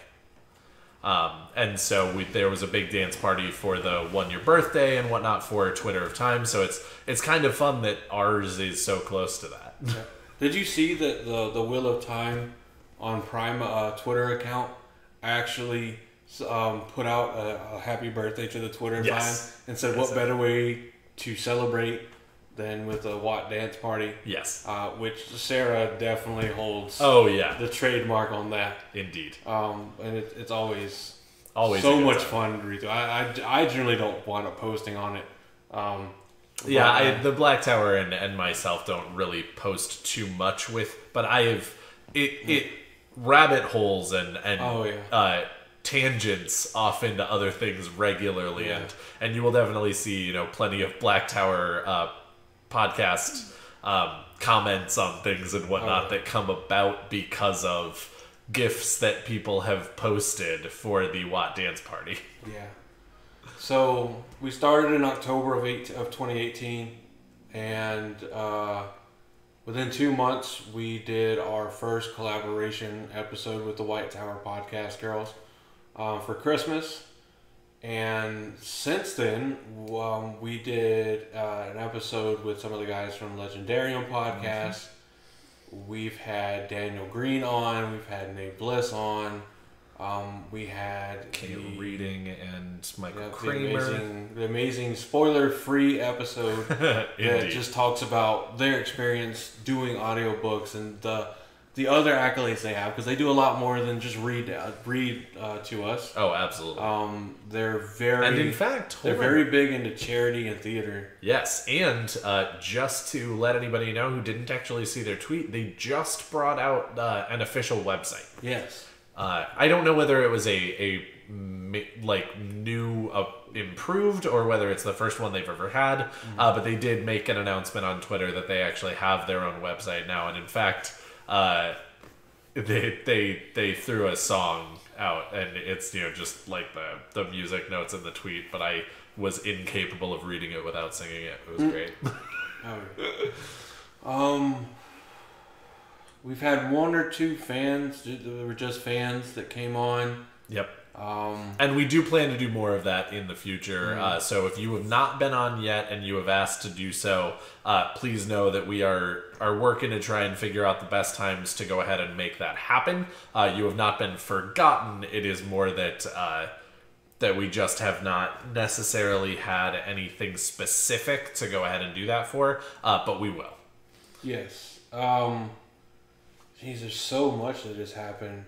Yeah, at some point, Aaron decided to leave the podcast. Yeah, he felt that that in between doing the research and the post production and the actual recording, that it was taking a lot of time away from his time with his family. Yes, which we totally understand. Yeah, which he had not just my support, but the entire community support. Oh yeah, and doing it, I don't think anybody felt ill towards anybody for that. And it was definitely understood. So he stepped away, and then began the hunt for a new co-host.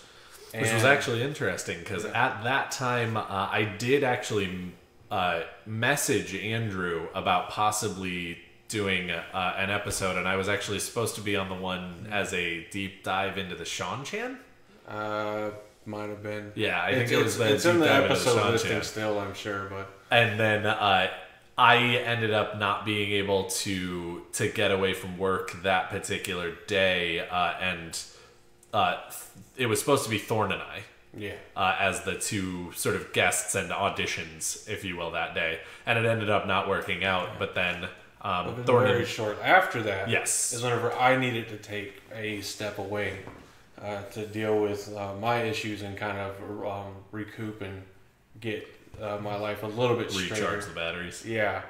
And it was during that time that Thorne and Greg, who had managed to do some recording already, were available and accepted the request to take over the podcast for a little while with Aaron's help. Yes. He came back and was helping them do some of the behind-the-scenes stuff. And then about a month, maybe a month and a half later, I was able to return, and I think we did like 1 or 2 episodes, and that's when Greg and Thorne felt they no longer wanted to be on the podcast, wanted to step away, and ultimately wound up creating their own podcast, the One Power Podcast. Yep. Which, Thorne, if you're listening, we're all behind you, working on getting your internet back up and running so that you and Greg can resume doing your podcast. Yeah, we miss you. We would like you to come back and pop in your 2 cents. Everybody's opinions are helpful and welcome, and we love the community and want to hear from you. So get your internet together. So when that happened, of course, the hunt for a co-host resumed. And luckily we still had everybody in the Discord that still had the tag of potential on the podcast. Yep. And so I hit Daniel back up to ask if he still wanted to do it, and there was a couple other people I messaged. And then JD. Yeah. He was on with me for a few episodes. Yeah. I don't know if he necessarily did any before I was on, but I know that he was on absolutely. The first few that I was on. Yeah. And then unfortunately his internet also decided to be problematic. Yeah. So he stepped away. So JD had to step away, unfortunately. And then that's when Daniel and I talked about bringing on a third to account for times where one of us can't make it. Like tonight. Yeah. And it's worked out very well many times thus far. And that's when I think we put it out on Discord first. I don't remember which one was first. I'm pretty sure I put it out on Discord first. I believe you. And that's whenever, at the time, we only knew him as Ao Shun. Yes. But as we've all come to know him now as Josh. Or sort of on Mahale, depending on Moist. What. Or Moist. Yeah. Whichever you... Especially Moist. Yeah. came on, and the podcast transitioned into what it is now. Yep. When Aaron was still on, when it was just Aaron and myself, that's when we launched the Patreon. And there's one or two guys that have been supporters on the Patreon almost since it came out. I think currently we have 3. Yeah. Thorne and Greg did a lot. They added a good bit to the Patreon while I had stepped away. They're the ones that started the tradition of the pre-recordings. Oh, nice. They were also doing like unedited episodes. Gotcha. But with the audio drift and that different kind of thing, all the episodes to even be generally with where you can listen to all of it or have to be edited. Certainly. So it wasn't really feasible. To me, it made no logical sense to edit an episode to where you could hear it and release that on Patreon without the intro and outro music, and then turn around and post the exact same thing but with intro and outro music. Yeah. On Podbean. So that part was let go.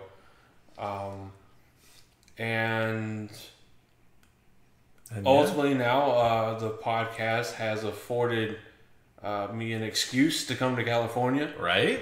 I've made a ton of friends. Yep.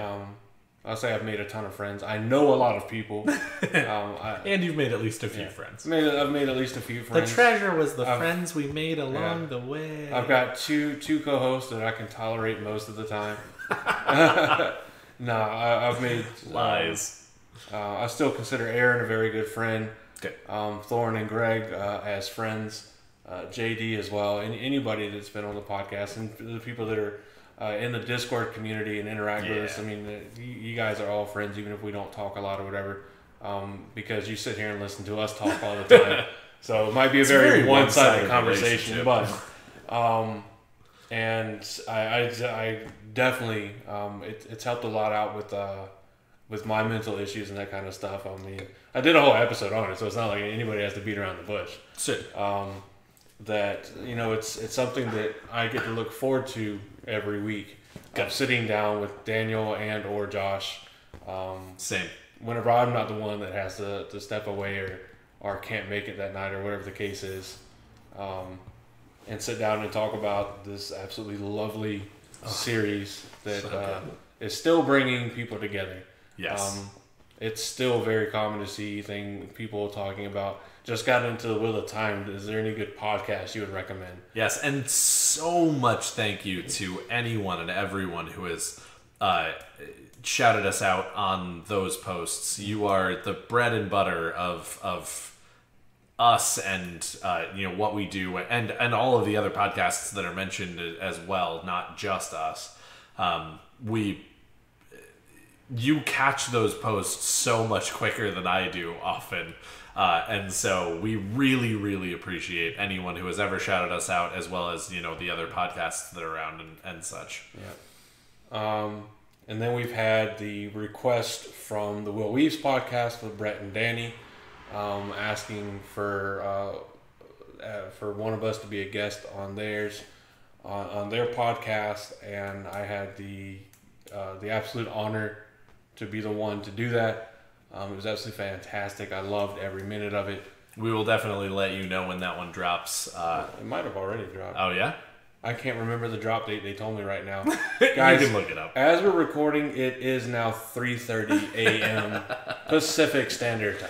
Indeed. But milestones for right now on Well, Podbean. 1,000 was huge. 1,000 followers was huge. Yeah, that was huge. Absolutely huge. Blew my I mind. remember when it was relatively recently. Like, we hit 1,000 followers when I was on the podcast. Yeah. And so thank you so much to the first 1,000 people who followed us. You are absolutely invaluable. And to everybody else, we've now hit 1,650 something. Yeah, I think last I looked it was like 1659. Yeah.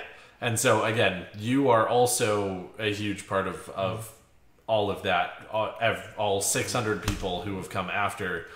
You're amazing. So definitely the Twitter milestone was huge, and I was even here for that, which was nice. Yeah. As of right now, according to Podbean, we've posted 59 episodes. We have 26,248 downloads over the past year. And I think on Podbean itself, I think we have like 153 followers.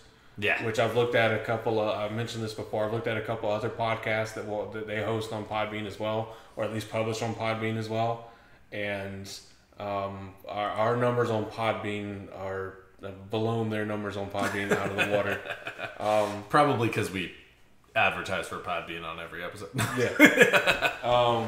And it's crazy to see the analytics online. Oh yeah, about great. Just where all these downloads are coming from. I mean, arguably, yeah, some of them are guaranteed VPNs and that different stuff or whatever. But to still look at the map and see it's incredible. All the people in Canada and the UK, Sweden, Australia, Finland, some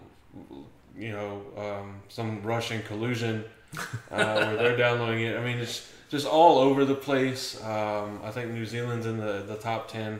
I can't exactly remember. I don't have it up in front of me.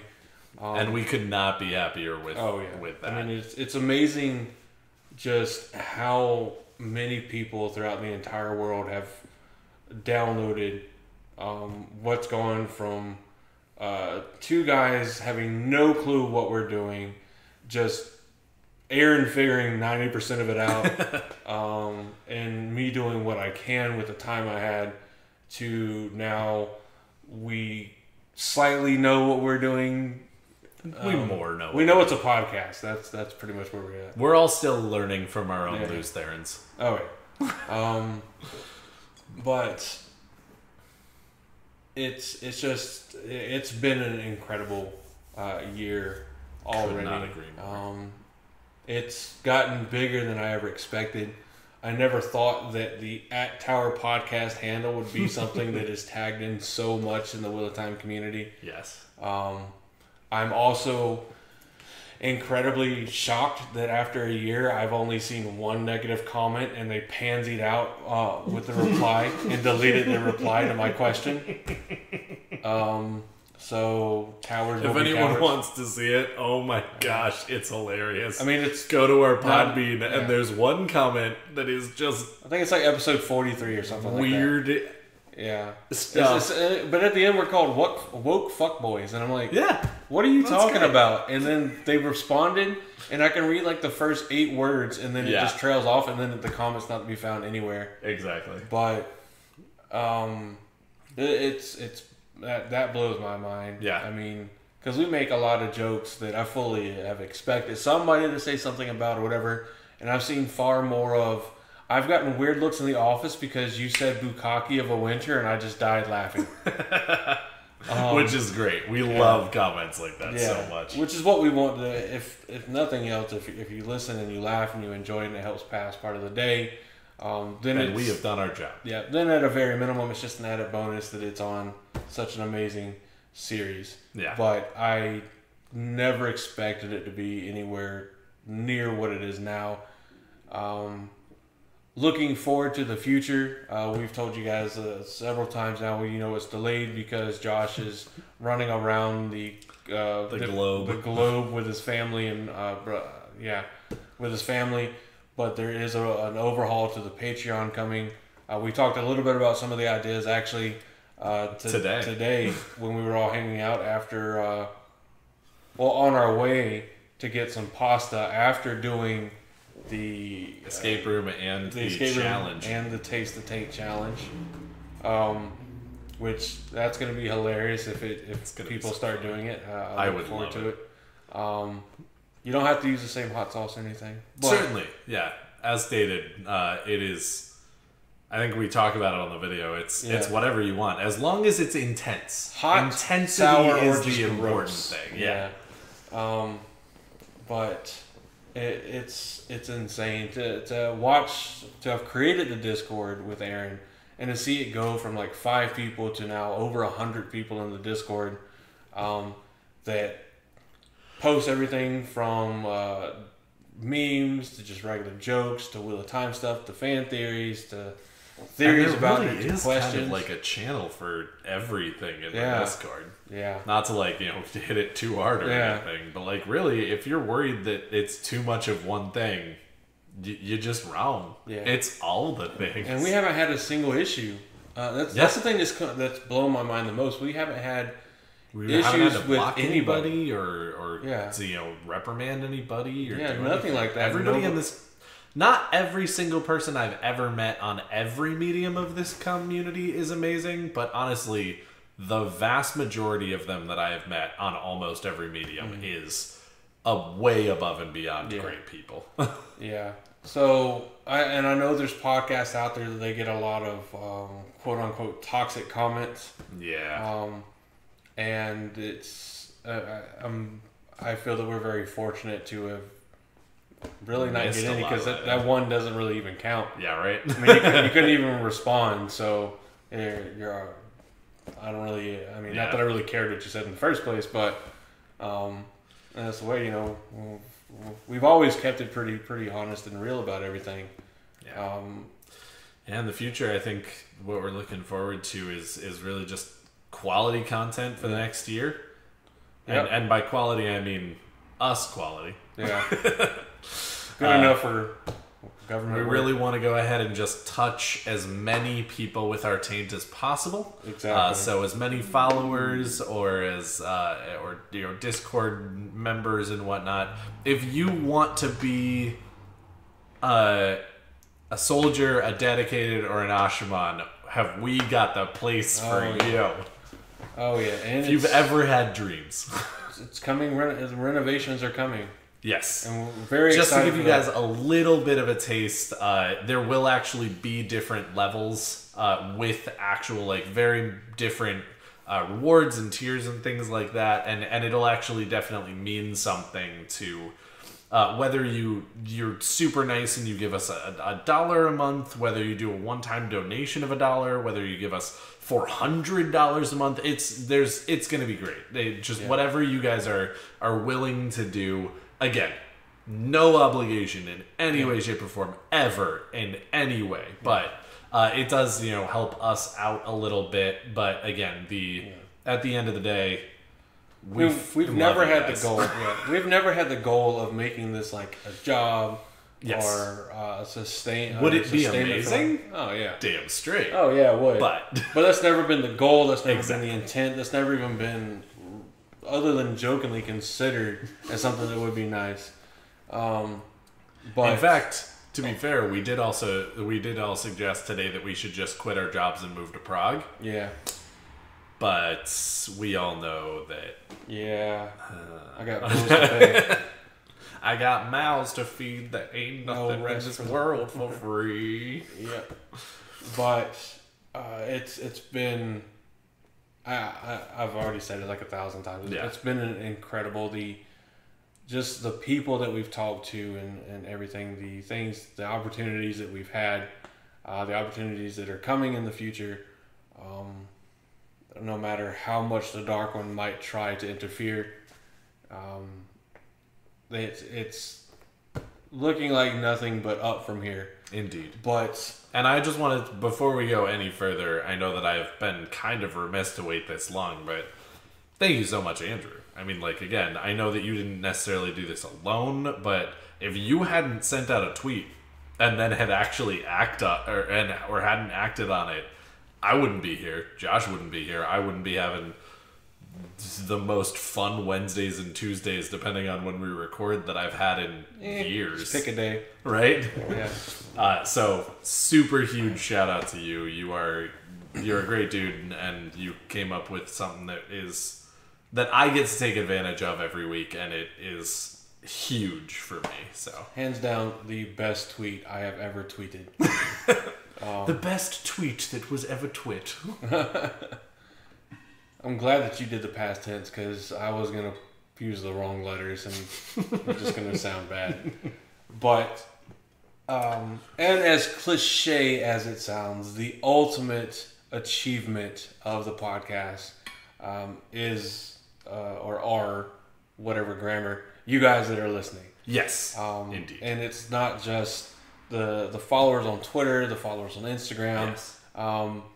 the 59 subscribers on YouTube. Yeah. All of that's out there, so that whatever medium you want to listen on, it's there for you. Whether you use an Apple product, which I don't know why you do, but that's fine. That's your right to be wrong. I mean, to use those products. Yeah, to have different different shit. Yeah, but I mean, we just wanted to make it available for the people that do enjoy it, and I never cared if it was like 3 people listening or whatever. And we've been super blessed that it's been way more than 3 people. I remember freaking out whenever we hit the first 500 downloads. Right? And then 1,000, and then it hit not on here 5,000, and then it just keeps growing and growing. And I remember where we were releasing episodes where getting 40 to 50 downloads, we were like, oh, we're doing pretty good.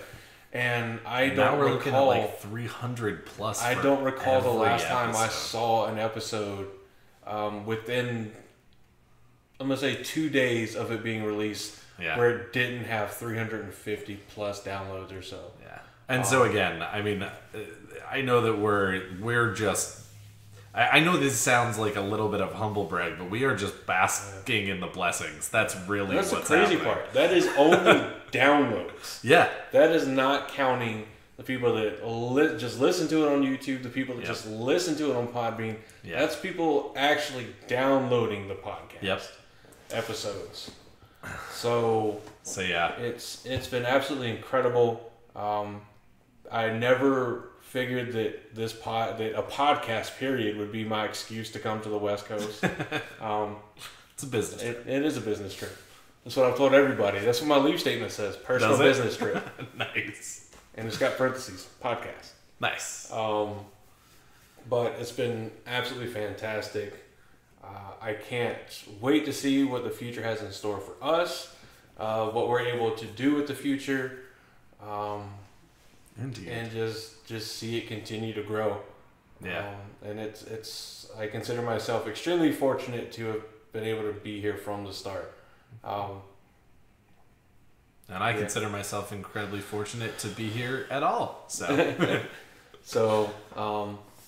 Yeah, in about another 2 years, I can say this because it's my longest commitment. So I have had a fiance, but nice. maybe one day I'll pop the question to the Black Tower podcast. Oh God! Here, put this ring on. Did you just put a ring on your microphone? Yes. You weirdo. You know, you say that, but now I feel like I need to buy a ring for my microphone. Later. I mean, at the 2-year mark. It does have a shock mount, so yeah, it's kind of a ring.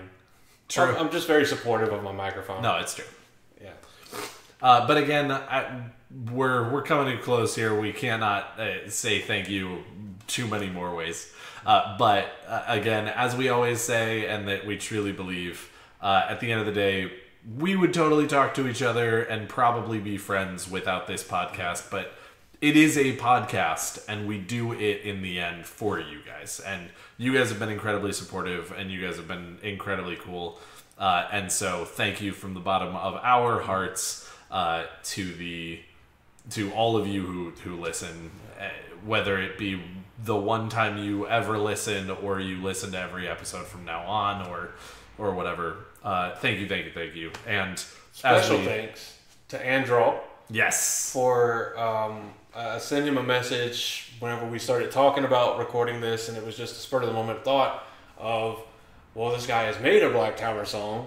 Wouldn't it be kind of cool if we used it for the 1-year anniversary? Indeed. And he not just only said yes, but went into immediate overhaul of working on the song. And I know there's more he wants to do with it than what you're going to hear from the intro part of this podcast. But we are extremely lucky that he did it for us. So thank you so much, Andrew.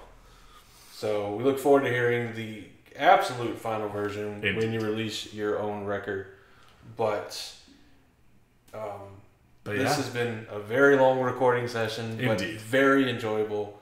Hopefully you guys have enjoyed it an eighth of as much as I have. And hopefully you can listen to the podcast a lot better than I can talk in the podcast. But from the absolute bottom of our hearts, we thank you guys so much for this absolutely fantastic year we've had, for listening to this episode and all the others that you have, and all the ones to come, no matter how long it takes you to get through them. Never give up. Don't let your dreams be Never dreams. give up. Never surrender. Yes. Oh, Tim Allen. What a quote. Indeed. But for those of us here at the Black Tower Podcast, I have been Andrew. I have been Daniel. And I've been moist in spirit. The madness. Thank you so much. Have a lovely rest of your day and a happy tomorrow. Yep, and we will see you all next week.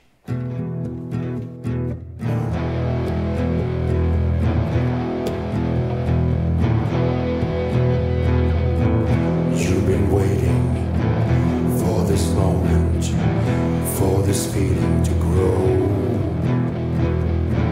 In the shadows, always watching, always running the show.